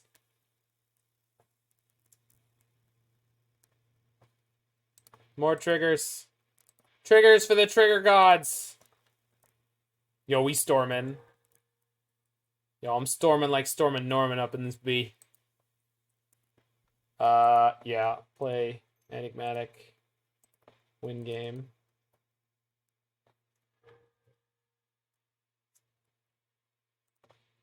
More triggers. More triggers for the trigger gods.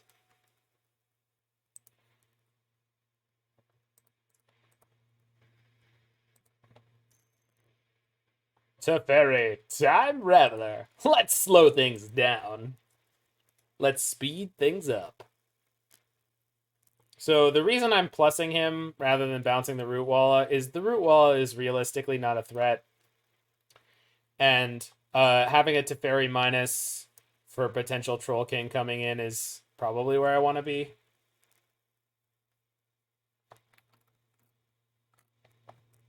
I can also Rallier for Dress Down here. I remember being behind on board. That was a while ago. Yes, that was a different life. That was not this world. This world is beautiful. Dry Boomer. Decks that don't play burn spells, they tend like, or sorry, creature decks that don't play burn spells. Like this deck routinely outgrinds like Bant Stoneforge decks.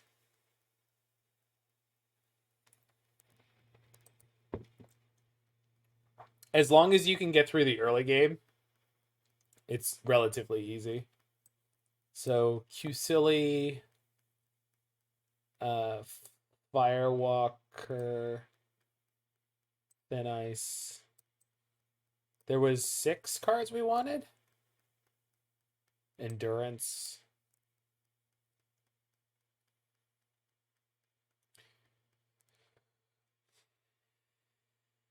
Oh, oof.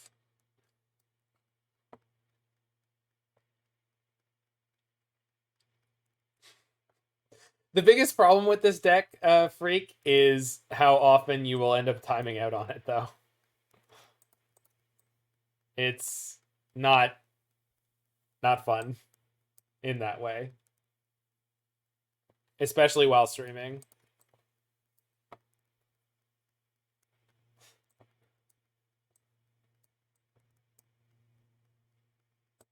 I don't know what the current crop of Twitch emotes mean.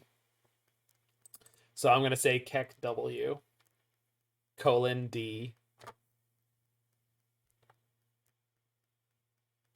Lukewarm asking my favorite question. How does your deck win? I love that question.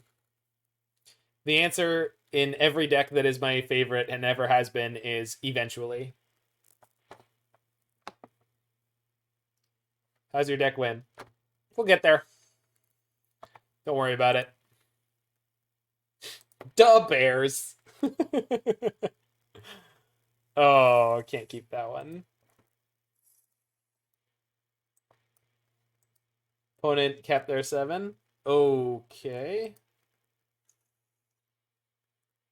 Okay. Well, it's probably as good as it's going to get, considering we're likely to get Burning Inquiry within the first couple turns. So nothing even matters. Anyone can see. Cookbook. Okay.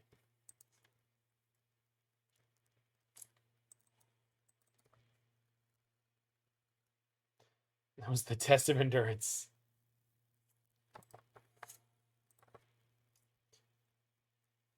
The Cliffs of Insanity! Ha! That's neat, opponent. That's a cool play. You guys think that's cool? That's cool. How many cards did they go down for that? 2? Wow. If only we had 1-mana removal. If only we had multiple 1-mana removal. Ketria into Plains. You have changed the rules of engagement in this deck, Mord, and I figured it out after the first game. Get GT to develop a bounce. I don't know what that means. Garden Triome. Seal of Removal. Oh, yeah. Yeah.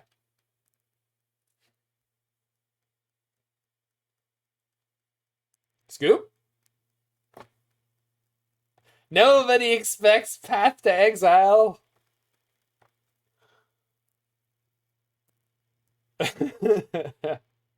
Are you tired of food gack? Is Mugak getting you down? Well, you just subscribe to my good friend Mordekaiser, and he will show you how to play the Enigmatic. It's like Prismatic Ending, but better and greedier. Yeah, dog. What's the card in their bin? Bartered Cow, baby! When you discard it, you get a food.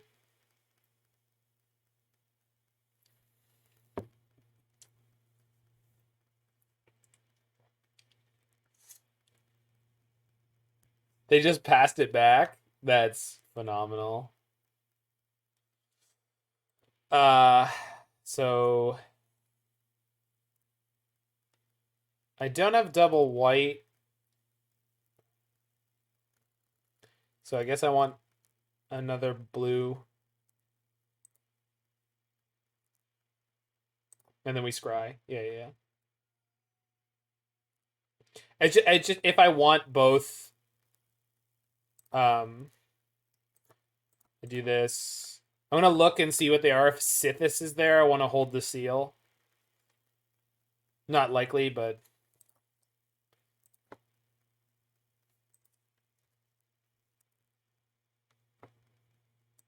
oof. I mean, I guess I just stack this in the opposite order, and then we play Spreading Seas into Enigmatic next turn. I guess I don't need the seas, but like,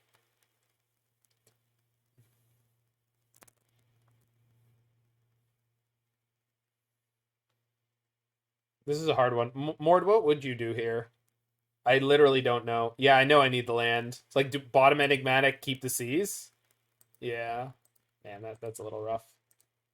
I mean, our hand is good, so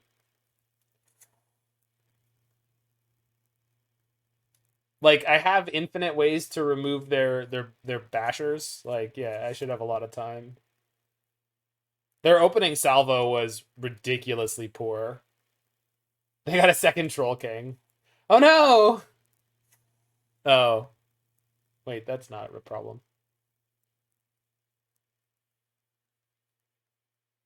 That seems a little bit aggressive, Plague TV. What have you been playing?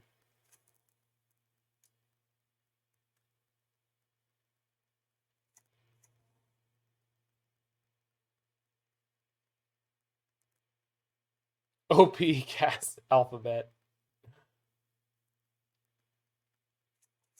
Yeah, I think that's probably right, Mord.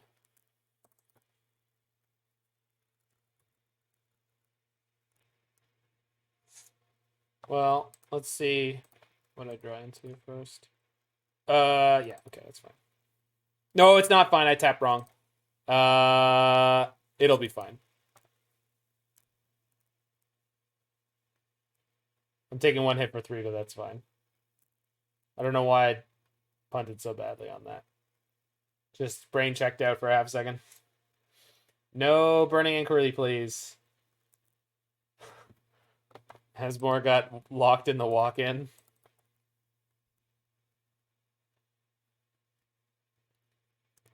Asmara Nomara Dicadiced into Kuldakar? She's not that bad, but trying to make Affinity work again. Have had 2 4-1s and a 3-2, only losing to Food and the Mirror. Oh crap, they did have another. And they have another cow? Yikes. Well, that Troll King's coming back in a hurry. But I can Rallier for the Thin Ice, hopefully. Oh, I can definitely Rallier for the Thin Ice. Because I can sack the seal to bounce the hollow one. We're okay. We're okay.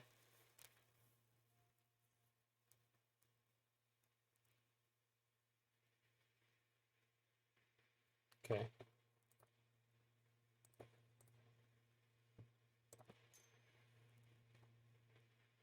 Get my second white.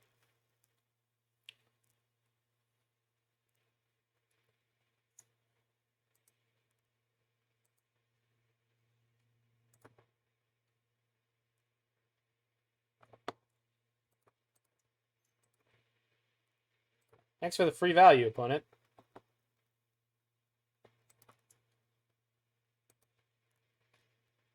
You thought I had to Thin Ice as Mora?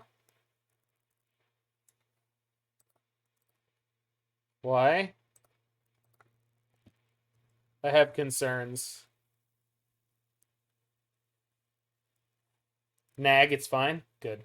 I'm glad it's Nag. I mean, I have a 3-2 as well.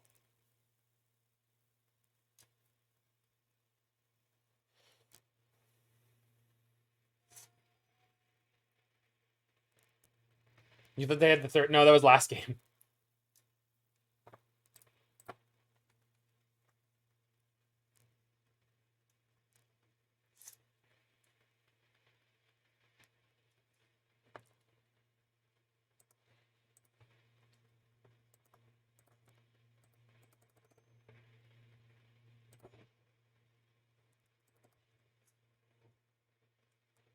You can just call her as Mora. It's totally acceptable, especially chatting.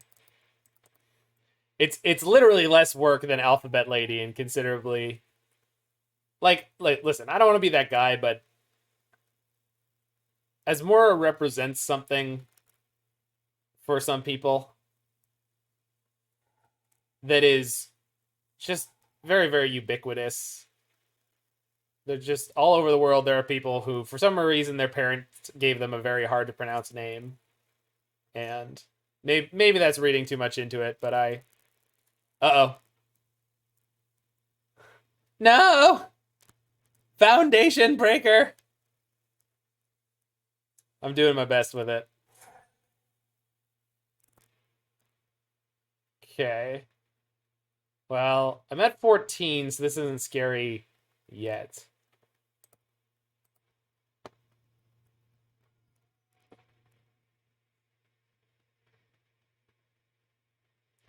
Well, we're okay for now, Mord. We'll see. And if I group block with Urian and Charming Prince, I can take down the Troll King. They don't usually interact a lot during combat. So theoretically, this is not, like, the bigger problem. Well, the path would have given them more lands, Phoenix, so that's a very hard proposition to calculate for. I don't have a second... No, I do have a second blue. Ketria Triome's just messing with my brain. Temple Garden's fine.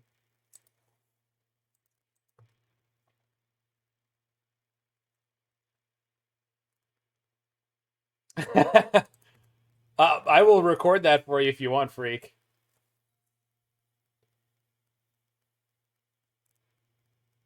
Okay. So... Urian Charming Prince, huh? Seems okay. Oops.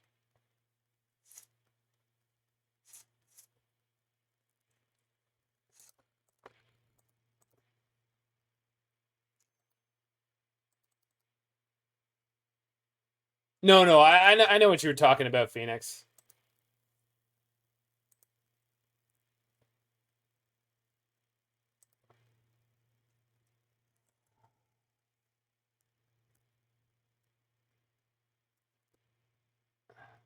Well, yeah.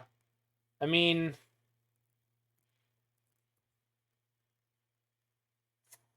I could loop again here. Want to bounce Thin Ice? It's on a Feasting Troll King. So... What? No, this is not a legend. No, no, no, no. I was like, what? It's a legend? Holy crap. Yeah. Troll King is not legendary, no. It would have the frame for the first of all. It's not the Feasting Troll King. It's just a Feasting Troll King. Obviously. Obviously that's not that obvious. Yeah, apparently there's lots of Feasting Troll Kings. Yeah, no, no, no. Many kings in Magic the Gathering are legendary, but not these ones. They all love food. Well, they all love being trolls, too. I think I'm just supposed to group block here. Like, they can go double discard and get it back. But then they're on 0 resources. And, like, if I don't do this, it's just getting worse for me. I don't think they play a lot of instant speed.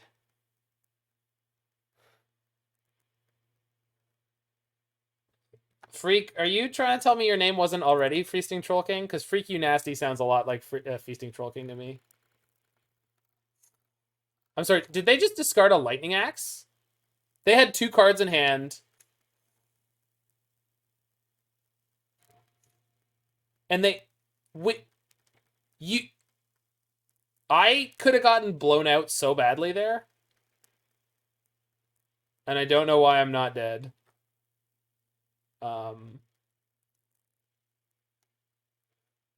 But, you know, whatever. I guess. I mean, there are a lot of people playing decks they have no understanding of at the moment. So...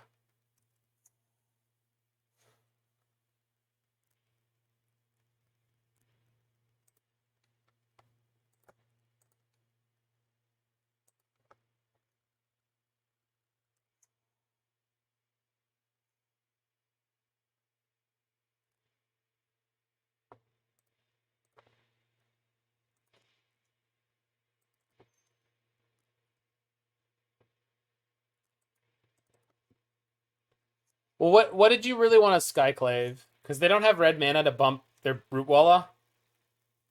No, I mean, I understand that, but, like, I'm taking 8 here. Like, I just wanted to dig as deep as possible this turn, because then if I top deck something that's, like, a bunch of mana now, while I'm as deep as I possibly could have gone, then it would have been more helpful. So I would be one life point higher.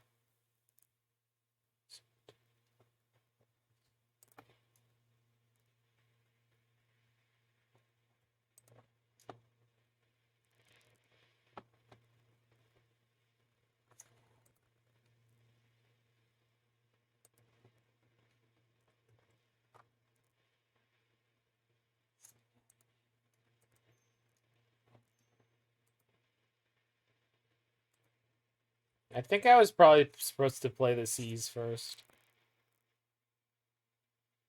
No, no, no. I have to play the double block. Man, this really sucks. I have to double block and it's not even enough. So I just have to pray that I draw what I need this turn.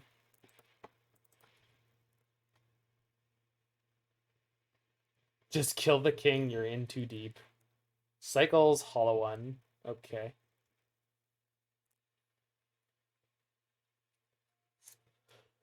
And I'm trying to keep all the blood in my head. Good God, are we behind on clock?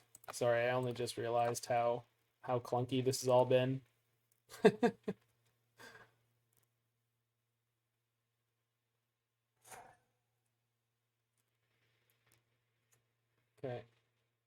Lot of... Uh-oh.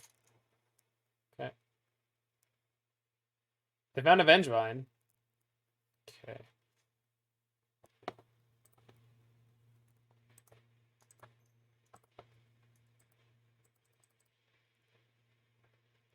I agree.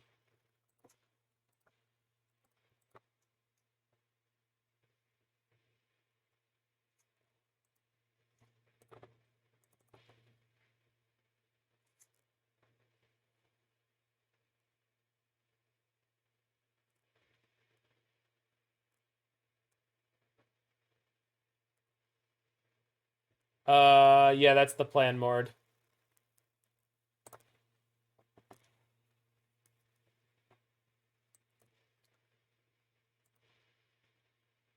You mean Thin Ice, not the Seal? Sure. I mean, they both work.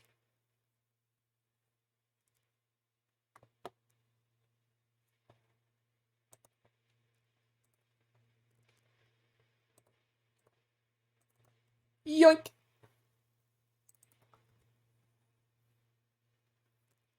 We still in it? Lightning bolt.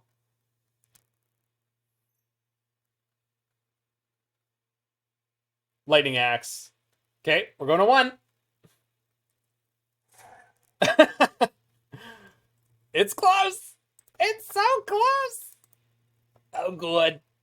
I'm so nervous.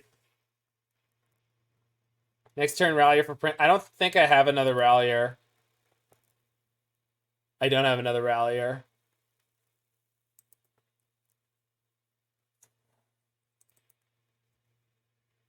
No, it's okay.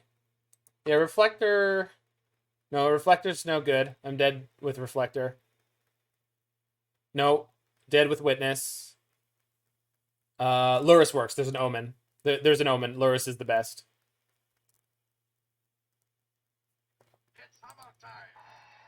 If playing Lurrus the best, the best, the best, the best for you.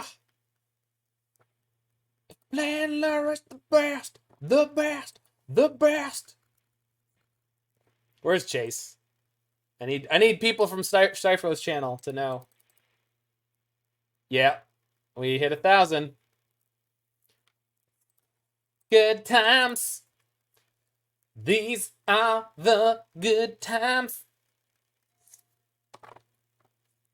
How was the rest of your stream last night, Liz? I was super tired because I got up at 7 yesterday, which was insane. I didn't need to get up at 7. It just happened. Listen, opponent, am I dead? So if I'm dead, I'm probably not winning game 3. 2 mana. Foundation Breaker. Okay. Well, that's going to kill my Enigmatic. That sucks. But we have a Lurrus in play, which does not suck. Good top deck, though. Good goddamn top deck. Nice. That's awesome, Liz. I'm glad I could help you out so much, and I'm glad that Freak suggested that I raid you, because I probably would have missed you again because I'm a bad friend.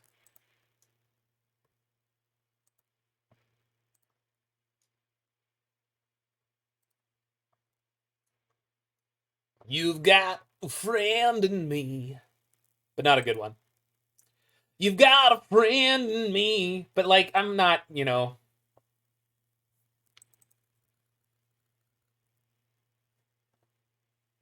I did bottom that Sprawl, which in hindsight was not the right move, Mord. But you know. I'm gonna Omen to get this illusion off the battlefield and start attacking. Bounce Lurrus. No, wait, what? I'm not okay. Listen, I'm not doing. You can tell me your super optimal hyperbrain play in 5 minutes once this game is over. Okay, I can't deal with it right now. I can't. Sorry. I know me. I'm already at my limit, dude. There's nothing wrong with the play I'm making.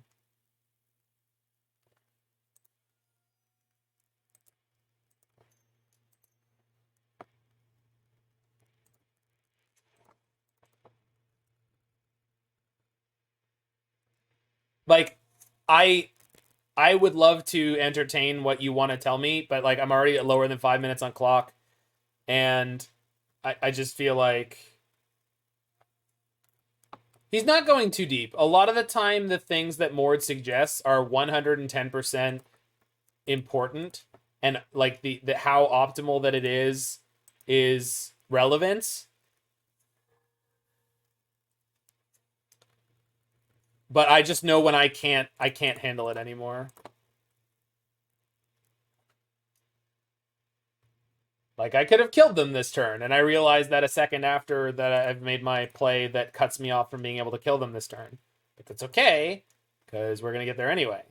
Until we don't. But we probably will. But we might not. And if we don't, that's on me. Because I'm just not able to keep the 8 trillion lines in my head for when they pop up. Teferi. Plus.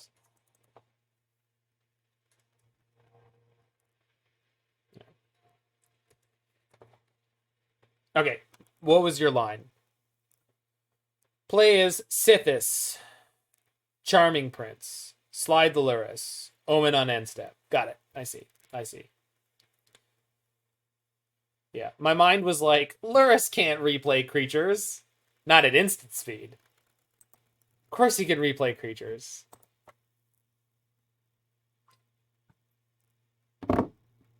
Your line involved crayons. Was it also crooked?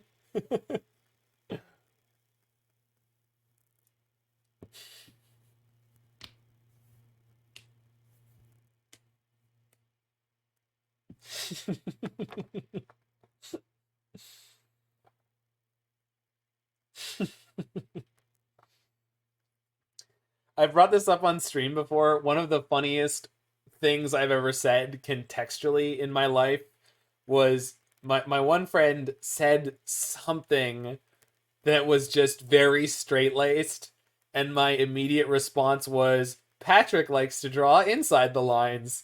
And just me and some of my friends completely lost our shit.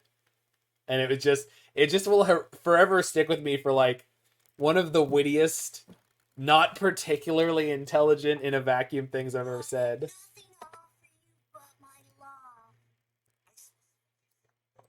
Thanks for the follow there, Sideboard Vessel. It wasn't visible.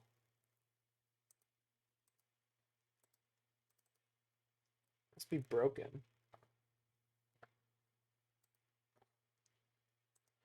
Time to eat a creamsicle? Sounds like a good time, Ms. Liz. Ms. Liz! 2 hot toddies!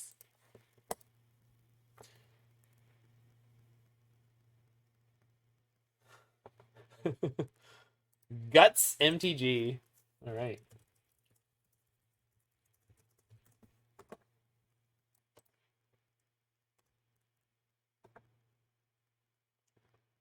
Yeah, this deck is really, really fun, Maple Syrup, but it is mind-meltingly complicated. Just learn to play it away from Mordekaiser. Lest your brain be melted by too much information about how you're constantly misplaying. You don't need that in the beginning.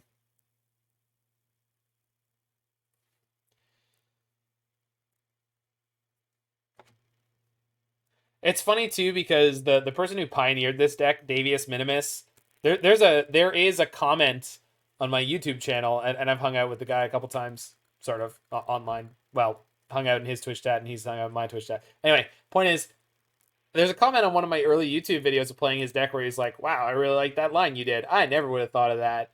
And it's like, that's the person who made the deck compared to me, and the same gap is from me to Mordekaiser. Like, Mord constantly does stuff like, what is one of the more insane lines I've ever seen him do? Play Phantasmal Image, copying none of the like 8 creatures in play, so that it dies, so that you have Revolt for your Renegade Rallier, and then you play the Renegade Rallier and bring it back, and then you copy the Renegade Rallier, and then you get something else back. Because, you know, that's normal.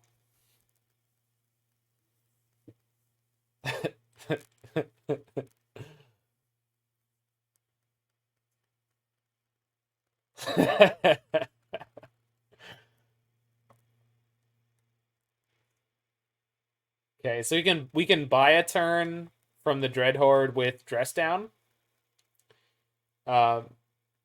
It also means if they don't understand how this interacts with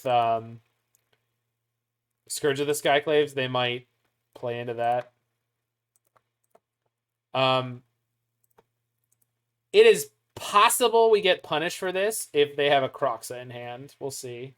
But I could just Skyclave that if I have to. So we'll see. We'll see. This could end up being a mistake. Yeah, I'm just bringing up something that could happen, Mord. I'm not worried about it. I'm just bringing up something that can definitely happen, and it will look like really stupid. On his being of attack. Beginning. Yeah, I got you. Second Dread Horde. Yipes! I guess all they have so far is a Cling to Dust, but this is very much not my favorite. Well, I mean, I can't go for Deputy in a million years, but I think I go Spreading Seas for Rallier and then see where we end up.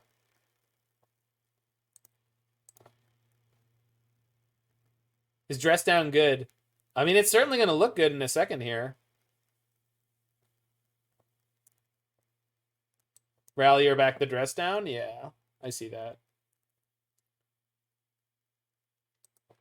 Yeah, buy a turn. That's fair. And then I have Grove for next turn unless they Thoughtseize me. Which, you know. Yeah. Well, Skyclave and Grove next turn, right? Buy that for $1? Yeah, buy that for $1. Speaking of buying that for $1, you met my sister?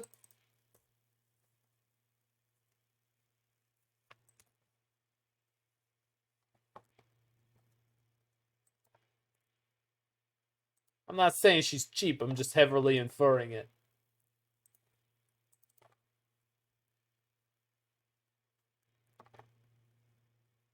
Bolt. Alright. It's fine. Second Cling would have been worse, to be perfectly frank. Oh, we found another Spreading Seas. Perfect. We just get to run the same playback.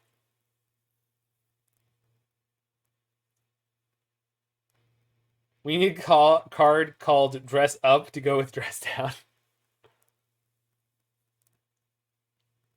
Yeah, but it has an entirely different connotation, right? Like, Dress Down has a pretty specific meaning. Well, I mean, dressing down is... I mean, it has more than one, but...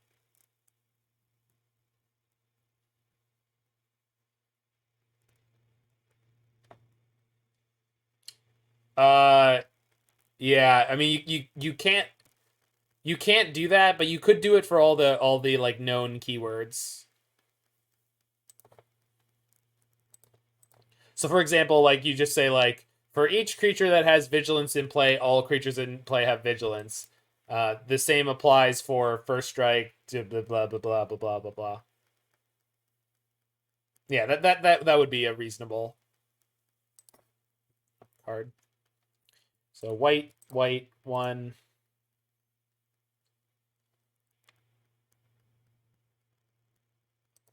Wait, am I just supposed to go? No, I want to play the Spreading Seas. Oh, and then we just bring back the Dress Down again. Hilarious.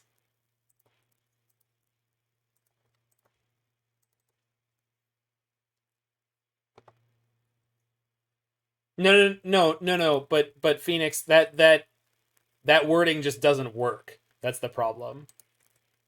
Like, they've never done a card with that text before for the very specific reason it causes very bad things to happen to Magic. Like, the game does not like what happens there. It goes sideways.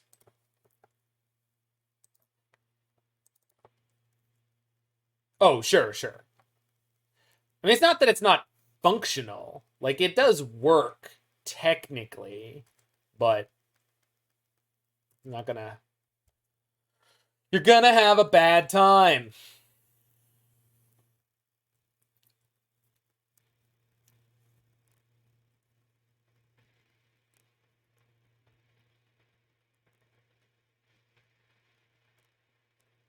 Ooh. They're really nickel and diming me in value here.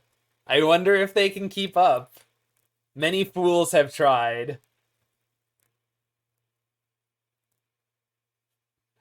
Many fools have tried to keep up with the Enigmatic. Although, I don't actually... Okay, I know what I want to do. Can I do it? Yeah, I can.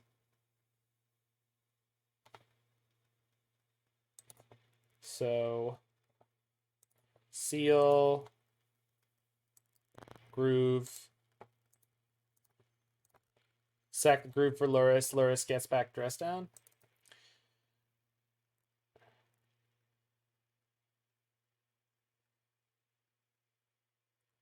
I guess if they have another removal spell, I'll be in trouble after that.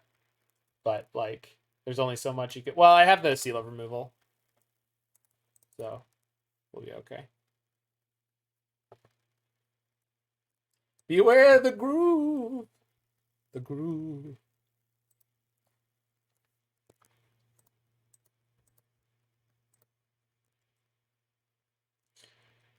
The thing is, I know they have a Lurrus in their hand right now, Mord, and I just want to keep shutting down their board. And, like, my 3-2 beats up their 1-3 if they don't do anything about it. I guess they keep beating in, but, like, I don't know. I feel like they've got to run out of stuff soon. We're flooding a tad too. I mean, I'm using almost all my mana every turn, so I'm not really concerned about it. And I don't feel like I should be. Like, I'm... Do you think I should be worried about it? I'm not. I don't hate having all this mana right now with the way the game's going. Waste not. What? What is that doing in your deck? Uh-huh. Oh!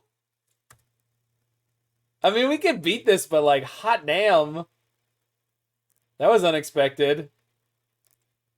Did they just get one of each? They did. We're not dead. We're not dead at all. And they drew a Profane Tutor, which they exile. They wasted nothing. They took it all, and they wasted nothing. You bet they have Turok?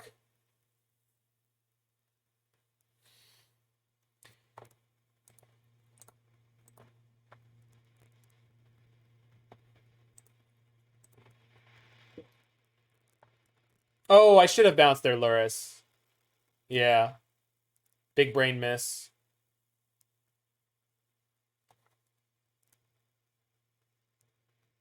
Huh. Oops.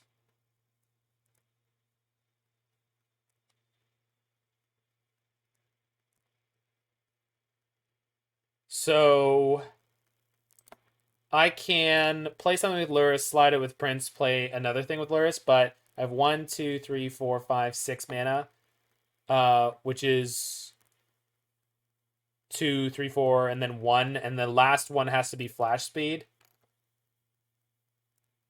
No, Arcanist is not doing it again because they're probably just playing.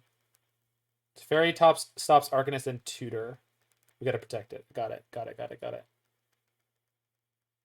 Teferi shouldn't be too hard to protect, right? We've got Dress Down. I can sack Growth for Sythis.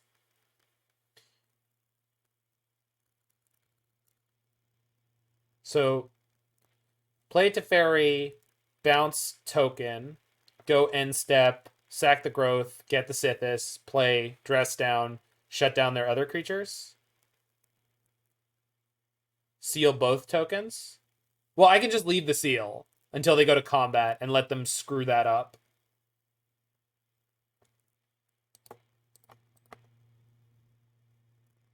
Oh, I see your line. Okay. That's probably better. I was overcommitting to things I didn't need to do.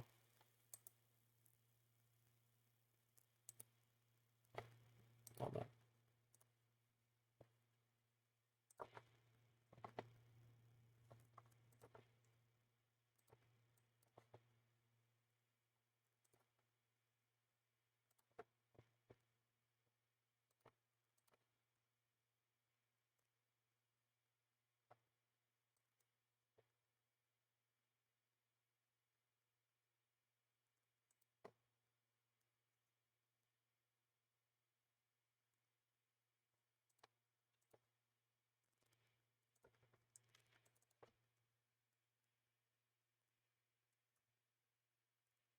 Wait, I used my Lurrus play?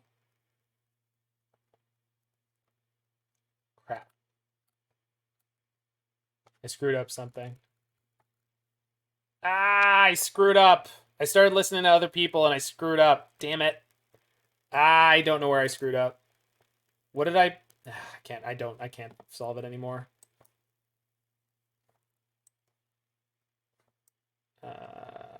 Meddling Mage or Lurrus. Okay.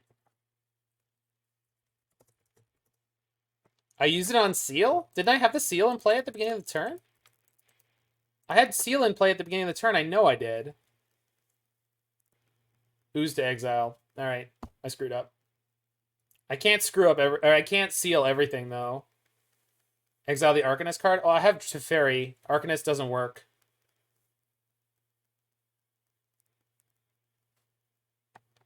Okay, they got the Sterling Grove. Waste Not triggers. Gets them another card. What did I play with Lurrus?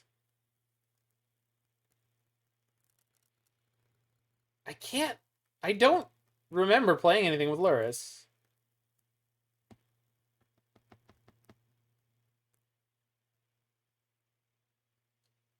I played the Seal? I guess yeah. Well, it doesn't tell me how I played things. I thought I had the Seal in play already.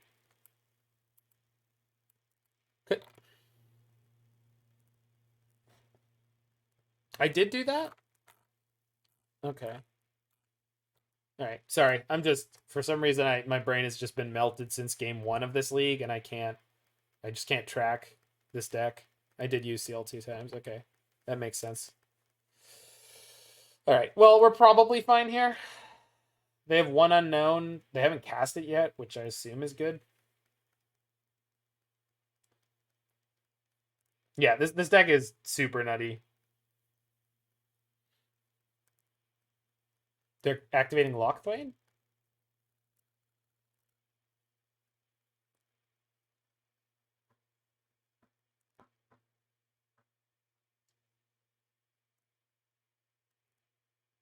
Oh, flashing back Cling on Dress Down. Sure.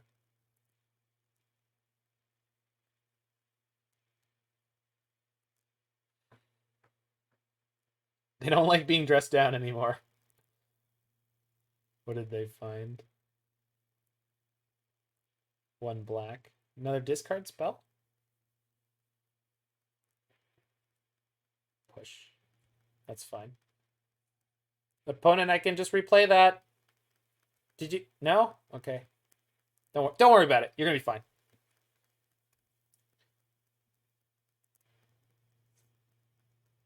Okay.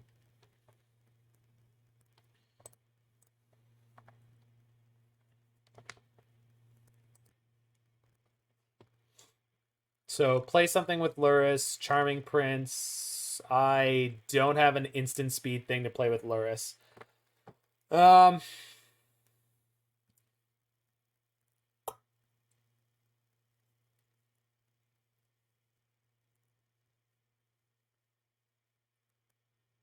Yeah, I just don't, huh? Spreading Season's probably the right place to start. Yeah. Yeah. Yeah. Oh, perfect. Lurrus will now die. I can kill the Arcanist. Can I? No, I can't. But I can kill the Lurrus later. Wait. I have a land drop? Alright.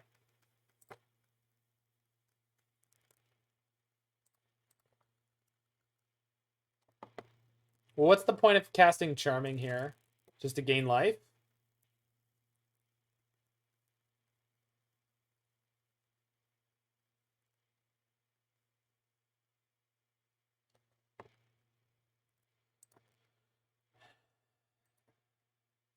Sure.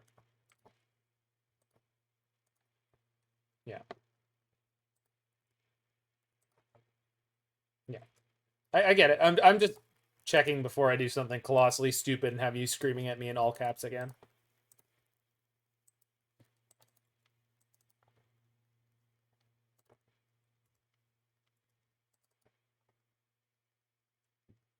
Can't wait to find out why attacking there was bad.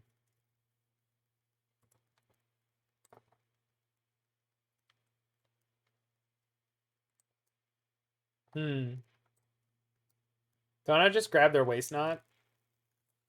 Like, they have a Lurrus into a bauble, but, like, do I really care? Or just, no, I can't Magus. They have double black. I think that. Because Dreadhorde is already off. Now I have multiple blockers. I don't really care about them picking up one removal spell. I guess they could have two. There are two unknown cards, but they already had one Fatal Push here, so we'll see. Thoughtseize? Thoughtseize. Alright. But we get to keep the Omen, which is fine. We didn't need the Orion. Like, we have more than enough value to be getting on with. If this is Lurrus for Bauble, we're fine. That's chump change compared to what we're doing.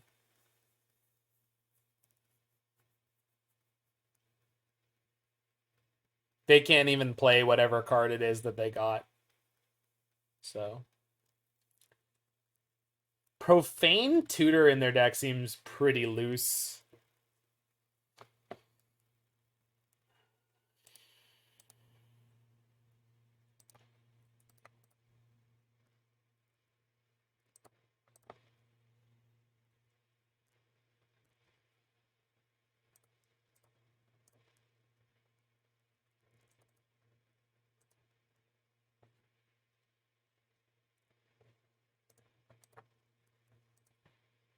So we sprawl on red.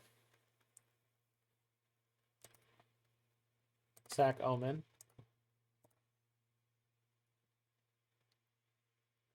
It doesn't matter what's on top, unfortunately, because I'm about to shuffle. Play Omen. Shoot down Dreadhorde. And step. Sack Omen.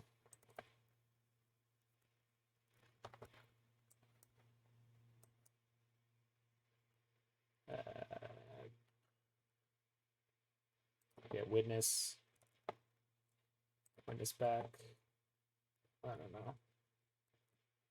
Sterling Grove. I don't really think it matters anymore, and I'm wasting too much time as it is.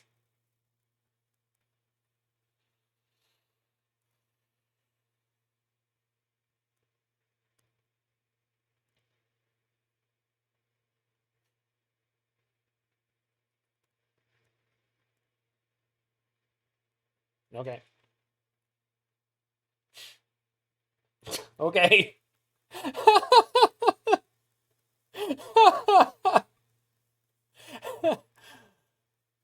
They're sticking in it. God bless them. Croxa, you got it.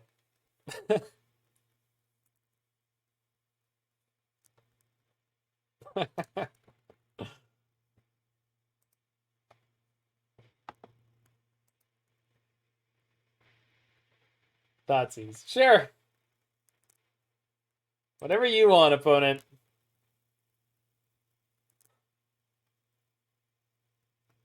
They just put themselves to lethal. With 0 cards in hand. I don't think they have a chance. I think they're just conceding. I'm just filling up my water bottle.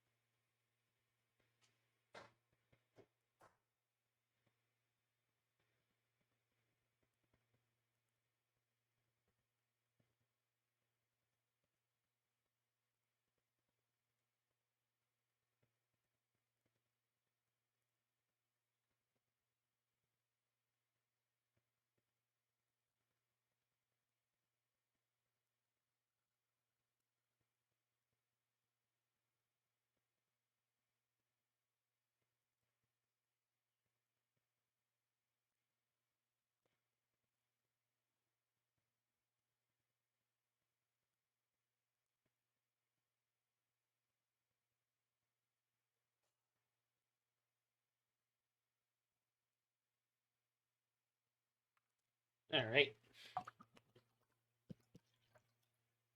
Finally get to use our veils.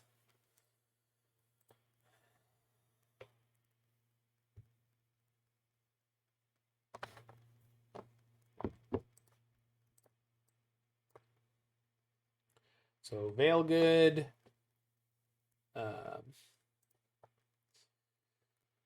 Endurance seems maybe okay. Kasali seems maybe okay. Oh, Sanctum Prelate. Yeah. Huh. It definitely could be. Yeah, their deck seems like it's mostly ones. And then Thin Ice is pretty good. So Magus, not great. I think Endurance is probably a step too far. We've got Skoos already. Mage is generally probably not good against infinite dot removal dot deck. Oh god. Teferis are generally not good.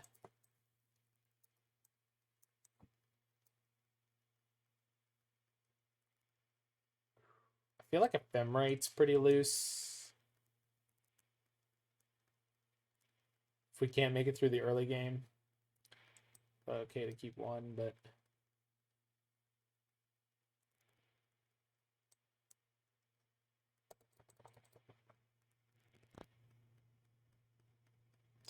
I think Deputy is pretty bad here.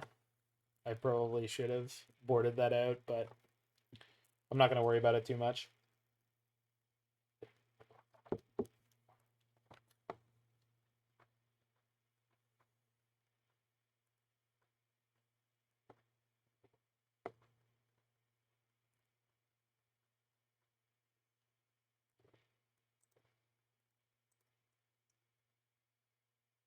Yep, that's a keeper. Turn 2 double ramp with Rallier. Or Spreading Seas. It's all good.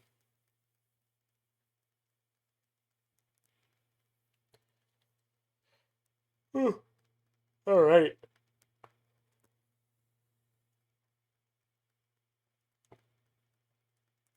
Urian versus Lurrus. The eternal struggle continues.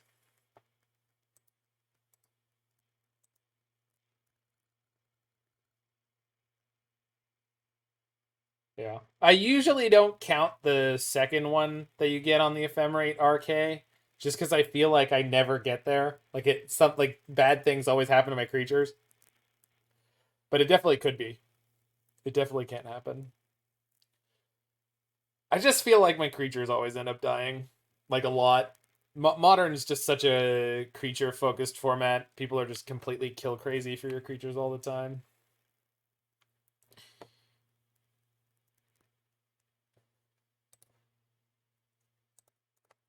Okay, listen, Sanctum Prelate. I know you're trying to be helpful by hopping in my hand like that. It's really not that helpful.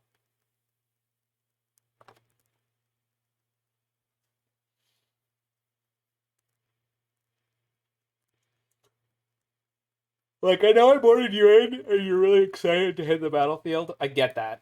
I get that. But helping or hurting Sanctum Prelate.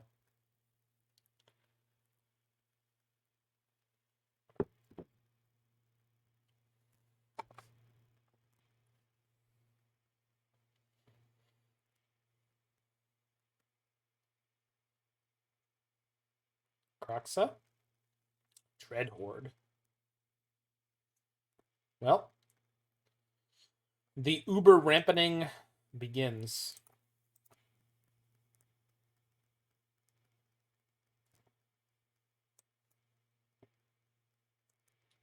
Showtime. Although,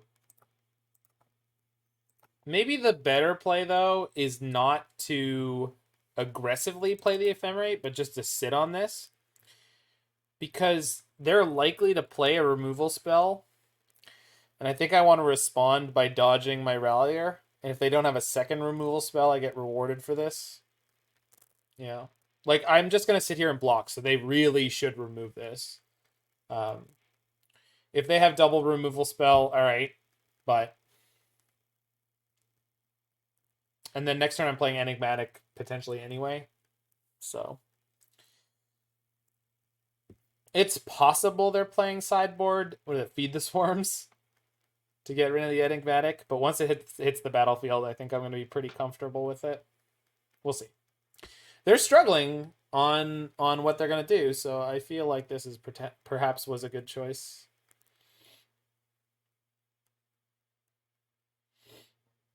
They're giving it the good old college tank.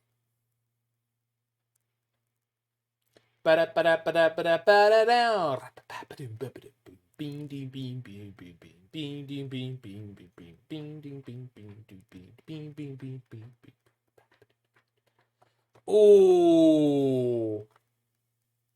That's a good one. Can't dodge that one.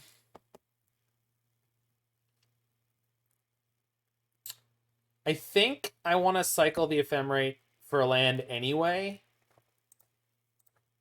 Because the problem here is, I think it's not a... Yeah, I'm going to do it. Try to force a bolt, but also, if the other card in their hand is a discard spell, I would like to try not to get double discarded this turn. Like, it's not a disaster that this happened. If they have Thoughtseize or Inquisition, it's going to be annoying, but like going up on lands so hard was good. Necrogen okay. Nice 1/3. Yeah, exactly. Land? One time for the one time? Ayo!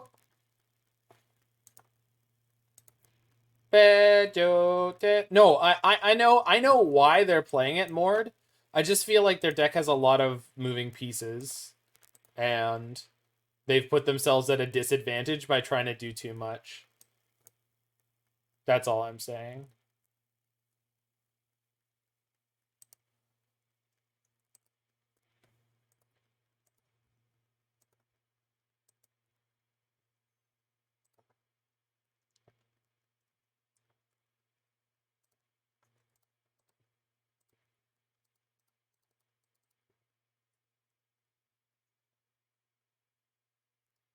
Yeah, I definitely have to build this deck for paper play, if only because I've put in enough reps that I just want to play it in paper at some point. I feel like this is going to be more of an FNM deck for me, just because it's just so difficult to play in high pressure situations, especially with clock, especially with the way that Modern is most of the time. It's difficult for me to feel like I'm smart enough to play this deck in competition. But I do love this deck. I do. It's brutal, but it's brutal because it loves. Oh no. They've done it again. They assembled their 2-card combo. Triggers! 1 zombie, 2 zombie, and a draw. That's fine. This is actually like best case scenario. Oh, they get to attack and trigger Burning Inquiry and go again. That's crazy. But mana they get in combat is largely not useful for them, so that's kind of good.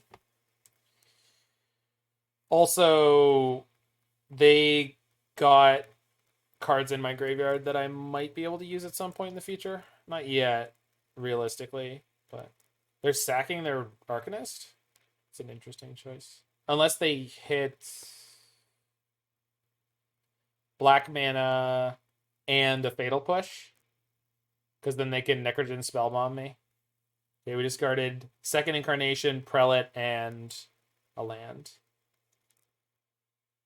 Random card you want to try is Karmic Guide to fetch with Recruiter.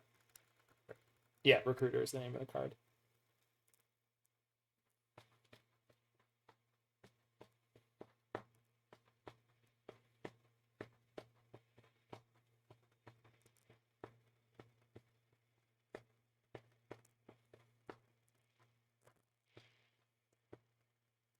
Did they just draw with their Necrogen Spellbomb?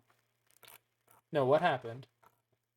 They had a Fatal Push, and they pushed my Rallier. Oh, okay, that's that thing that I said it was going to happen. And they did draw a card with their spell bomb. Interesting. So we're gonna Thin Ice the Arcanist. We're gonna get Deputy for the zombies. Shit. I mean, they can't stop me from getting the Deputy, so. Oh, and Dress Down deals with the Arcanist. I have to play it after I get the Deputy. Oh, unless they take the Dress Down, then I can get Lurrus and play the Dress Down. But then I don't get rid of the zombies. No, this works anyway. This works either direction. Okay, we're good. We're good.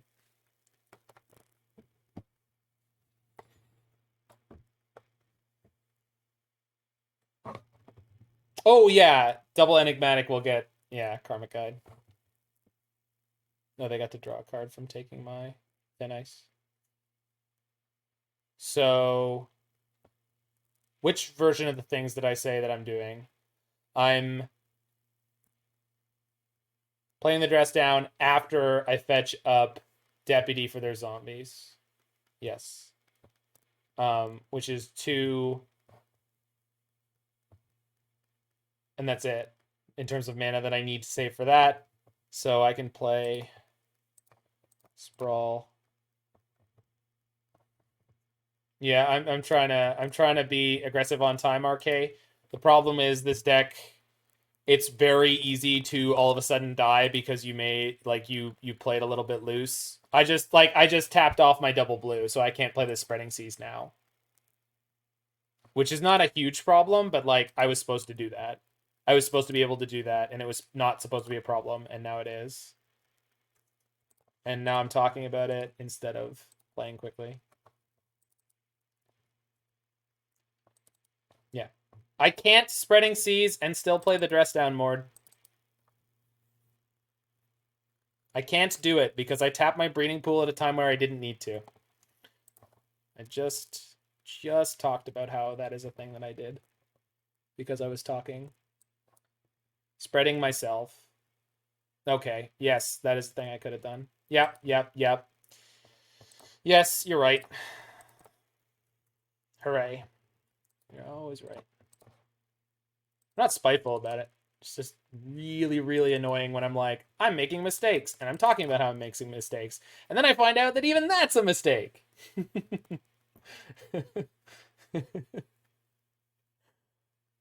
Oh.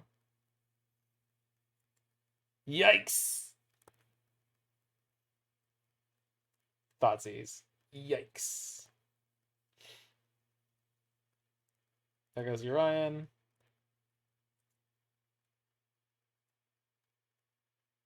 No. Come on! What? Oh, that sucks. I guess they're drawing a lot of cards, but oh. Jeez.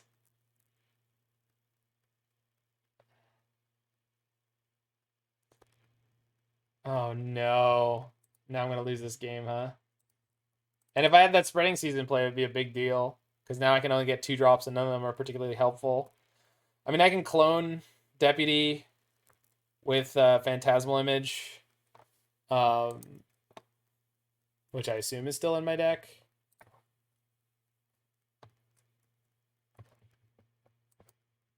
Yeah, it is. I guess Scooze is kind of okay.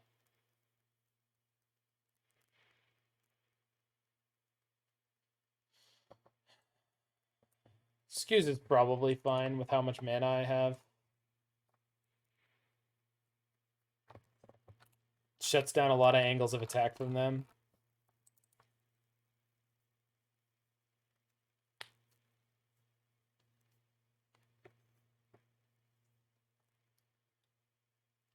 What? Come on. Uh-huh.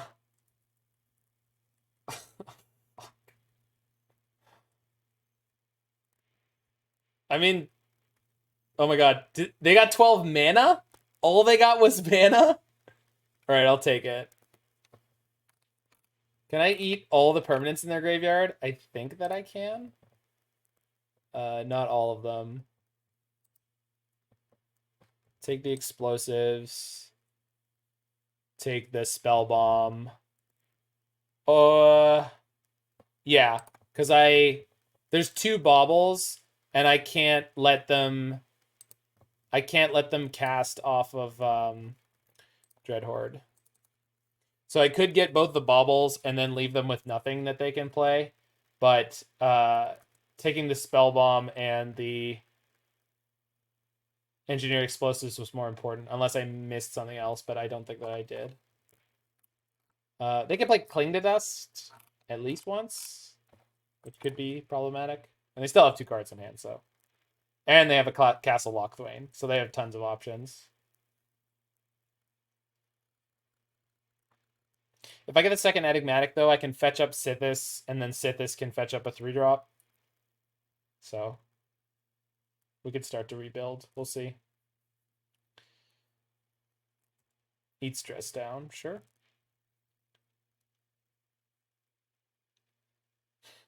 I love how often this opponent has been exiling dress downs from my graveyard. Card is way better than I thought it would be. Good lord.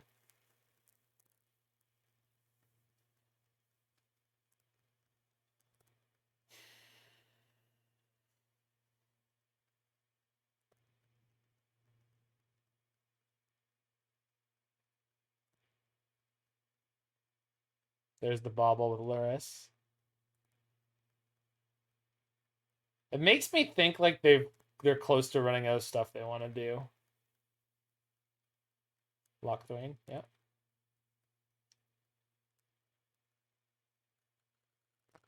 Like, activating Lochthwain means that they don't really have much going on in their hand. Play Inquisition of Kozilek. Do it. Do it. You must.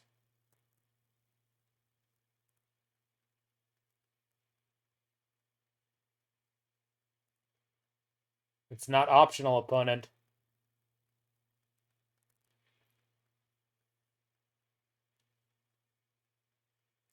Card in my hand could be anything. It could even be a boat. You better Inquisition me now. 2 mana. Okay, we just sack Deputy here. I'm, like, not thrilled about it, but it's fine. I could Witness for it in the future. Witness is in my graveyard. I could something for it.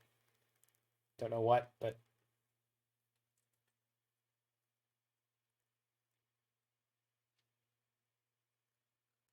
They attack with Dreadhorde plus the zombies. I eat the target. I eat a creature out of my graveyard, block, and kill the Dreadhorde.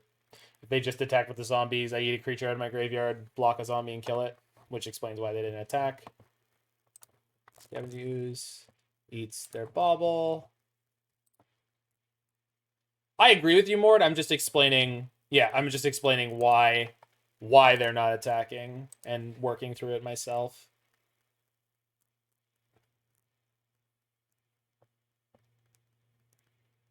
Eat the Sanctum Prelate out of my graveyard. I don't think I'm going to need that back anytime.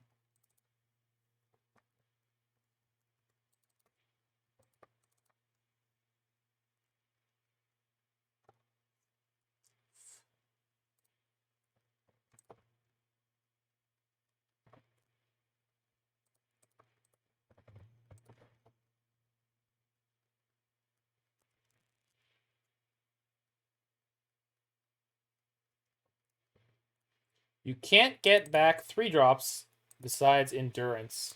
Prioritize eating those. Good to know.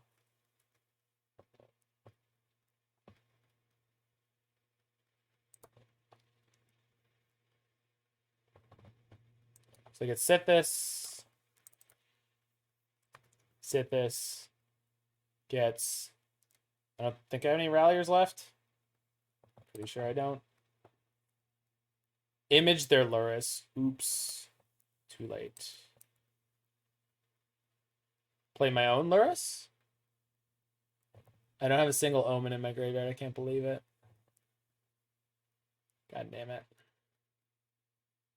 Yep. I needed to hear it earlier. Recruiter doesn't help. God damn it. Skyclave Lurrus? Sure. It's not bad.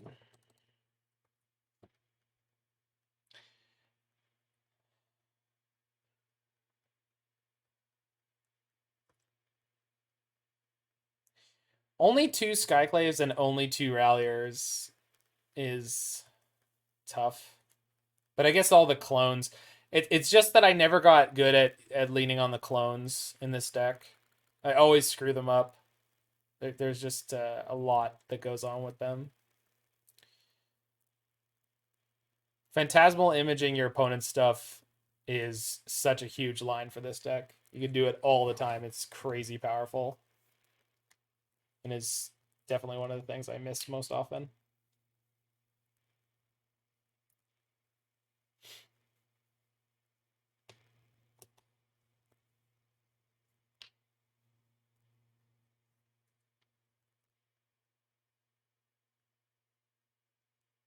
What is their hand? More Thoughtseizes? I was supposed to eat some stuff at end of turn. That is a really good draw. Holy crap. Okay. Attack. Gotta get this game over with at some point.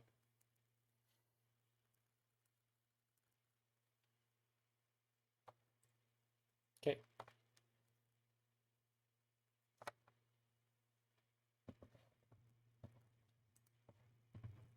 So now I can get my own Lurrus and replay the dress down.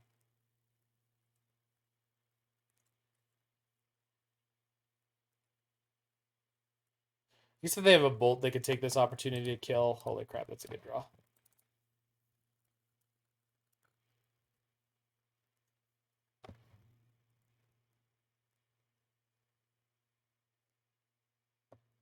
Wow. I guess this means I'm not going to be able to replay the dress down, but that's probably okay. New cards in Enigmatic are incredibly powerful.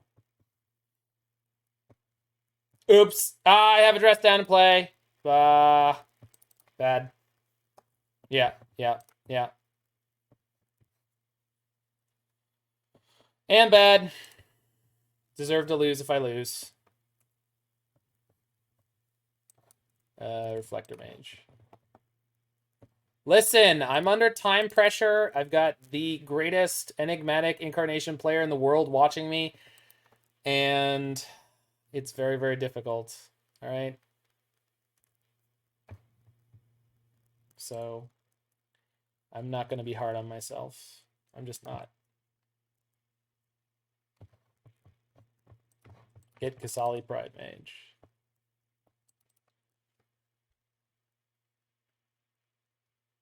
Need to perform under pressure, like your queen.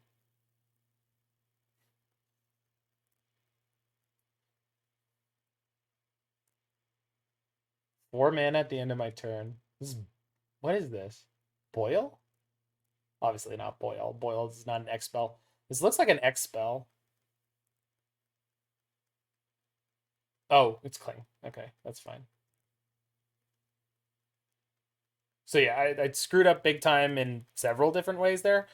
What I could have done was just hold the Skyclave and then gone end step, sack the dress down, get Lurrus, replay the dress down, sack the Abundant Growth, get whatever I want. However, having the Skyclave in hand is actually a downside because there are multiple waste knots in play. Being empty-handed is actually pretty high value.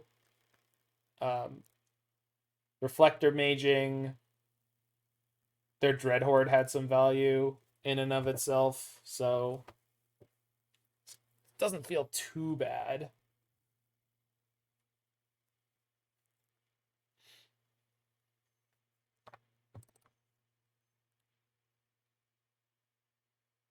Clinging again?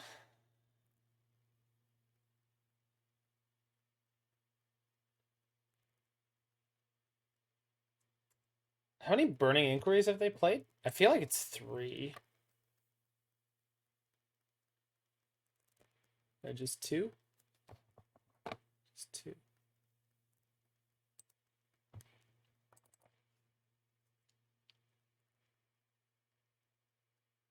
If they played it, I'd Kasali in response, but they did not. Man, I could have been scoozing in response to their... God damn it. Every time they played Kling, I did not need to let them draw a card.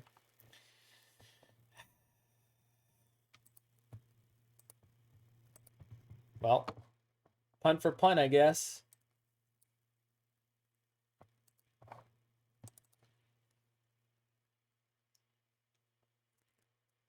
Nice bolt.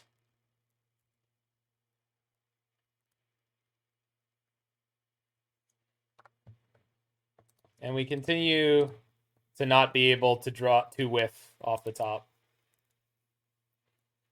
So, I don't know if I deserve it, but it looks like we're going to get there. And honestly, who deserves anything in this world?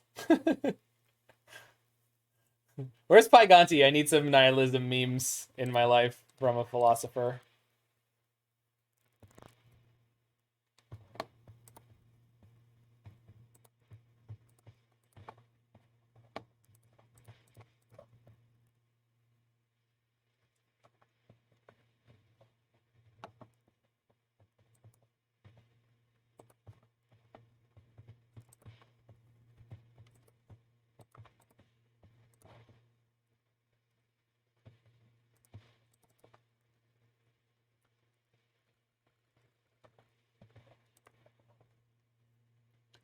Okay, just trying not to time out here.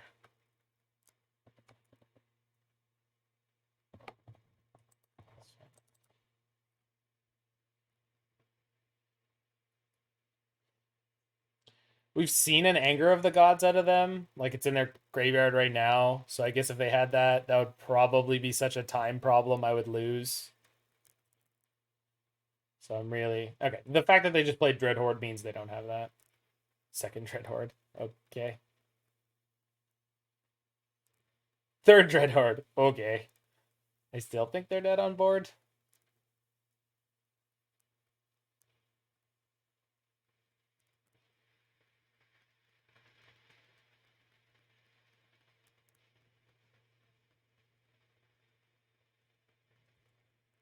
I have 8 creatures with power. And only one of them doesn't have at least 2 power. Yeah, they're dead on board. And I had Thin Ice in my graveyard that I could have played there. Right. Push! Full court press.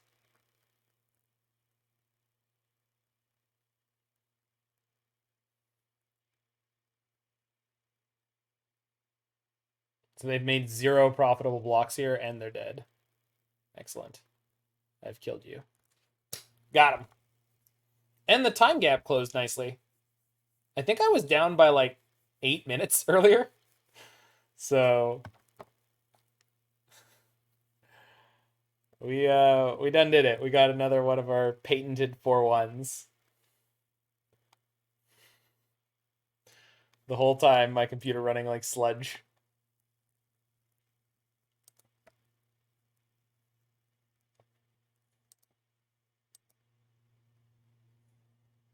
All right. So, Enigmatic Incarnation with cards from Modern Horizons 2. Deck feels about the same that it always has, but with some meaningful upgrades. Ephemerate was never big game, but I like it being like a 2. Yeah, I know, Jig. I like it being a 2 of. Sterling Grove offering a main deck way to tutor enchantments is something kind of interesting, but I'm glad I'm only playing 2 copies because it is frequently not very conducive to winning at any reasonable rate. Like, it's just a very slow card if you're hoping to use it as a tutor. Sythis was great. Dress Down was phenomenal. Dress Down was A++. Seal of Removal was excellent. Do we want more Sythis? Card is nuts. Well, the trick with this deck, Jiggy, is like it's so many moving pieces, and Sythis is not always great for this deck, right? Like, you need a lot of the... Like, I like a lot of the cards in this deck being action instead of like cards that are contextually or situationally good. So like Lurrus is excellent. Don't we want more Lurrus? Well, not always. Recruiter is excellent. Don't we want more recruiters? Well, not always. And Enigmatic gives you the luxury to do both of those things. I think the fourth Teferi should have found its way into this deck by now, and it's really hard for me to justify only playing 3 when the fourth one would be so good, even though I didn't play against a single deck this league where Teferi was actually good. Like, it's just such a busted card in the matchups where it is good, and it's not something you can tutor for. Being down to 2 Skyclaves didn't feel like a problem. Being down to 2 Ralliers did. But again, that's probably more my fault than the card's fault. Meddling Mage was a little lackluster, but it kind of always feels that way until you run into like the removal light combo decks. Like when you hit Ad Nauseam in game 1 or Storm in game 1, Meddling Mage suddenly feels a whole heck of a lot better. So I don't hate that. Endurance was an interesting sideboard card. We never actually ended up using it. I could have at least once or twice, but I didn't. I like it. Like, and this is such a reasonably castable card. Like, if you draw this, you just cast it. 3 mana, 3/4 flash with this trigger seems really good if you draw it against something like Dredge or Living End. For some reason, it's not an enchantment creature. Obviously, that would be a little tough on the type line. Elemental and Incarnation are both exceedingly long words. Yeah, seemed good. I don't know if I like this sideboard Blood Moon. Like, I get that it goes with the Sterling Grove, but I think this is nonsense. I don't think this is a direction that this deck should actually go. If you want more Maguses or another Fulminator effect or anything like that, I think you should just play another Magus. Yeah. And we didn't play against a super diverse swath of decks. We played against double Hardened Scales, double... The third and fourth matchups were the same, right? I'm trying to remember what they were. There were more creature decks, I know that much, that we were able to outgrind. But it felt like it was the food decks. Yeah, and then we hit Black Red Waste Not, but a less aggressive build of Waste Not with like Dreadhorde Darkness, which was kind of crazy. And we 2-0'd that one too. So yeah, good league. We're gonna move on to Velomachus turns, which hopefully should be a little less mind-meltingly taxing for me to play. I'm gonna try with 3 Prismatic ending in the sideboard, just a preview for you guys. But if you're in the future watching this league on YouTube, make sure you hit that like button, smash that subscribe button, check out any other videos you're interested in. I'll see you over there.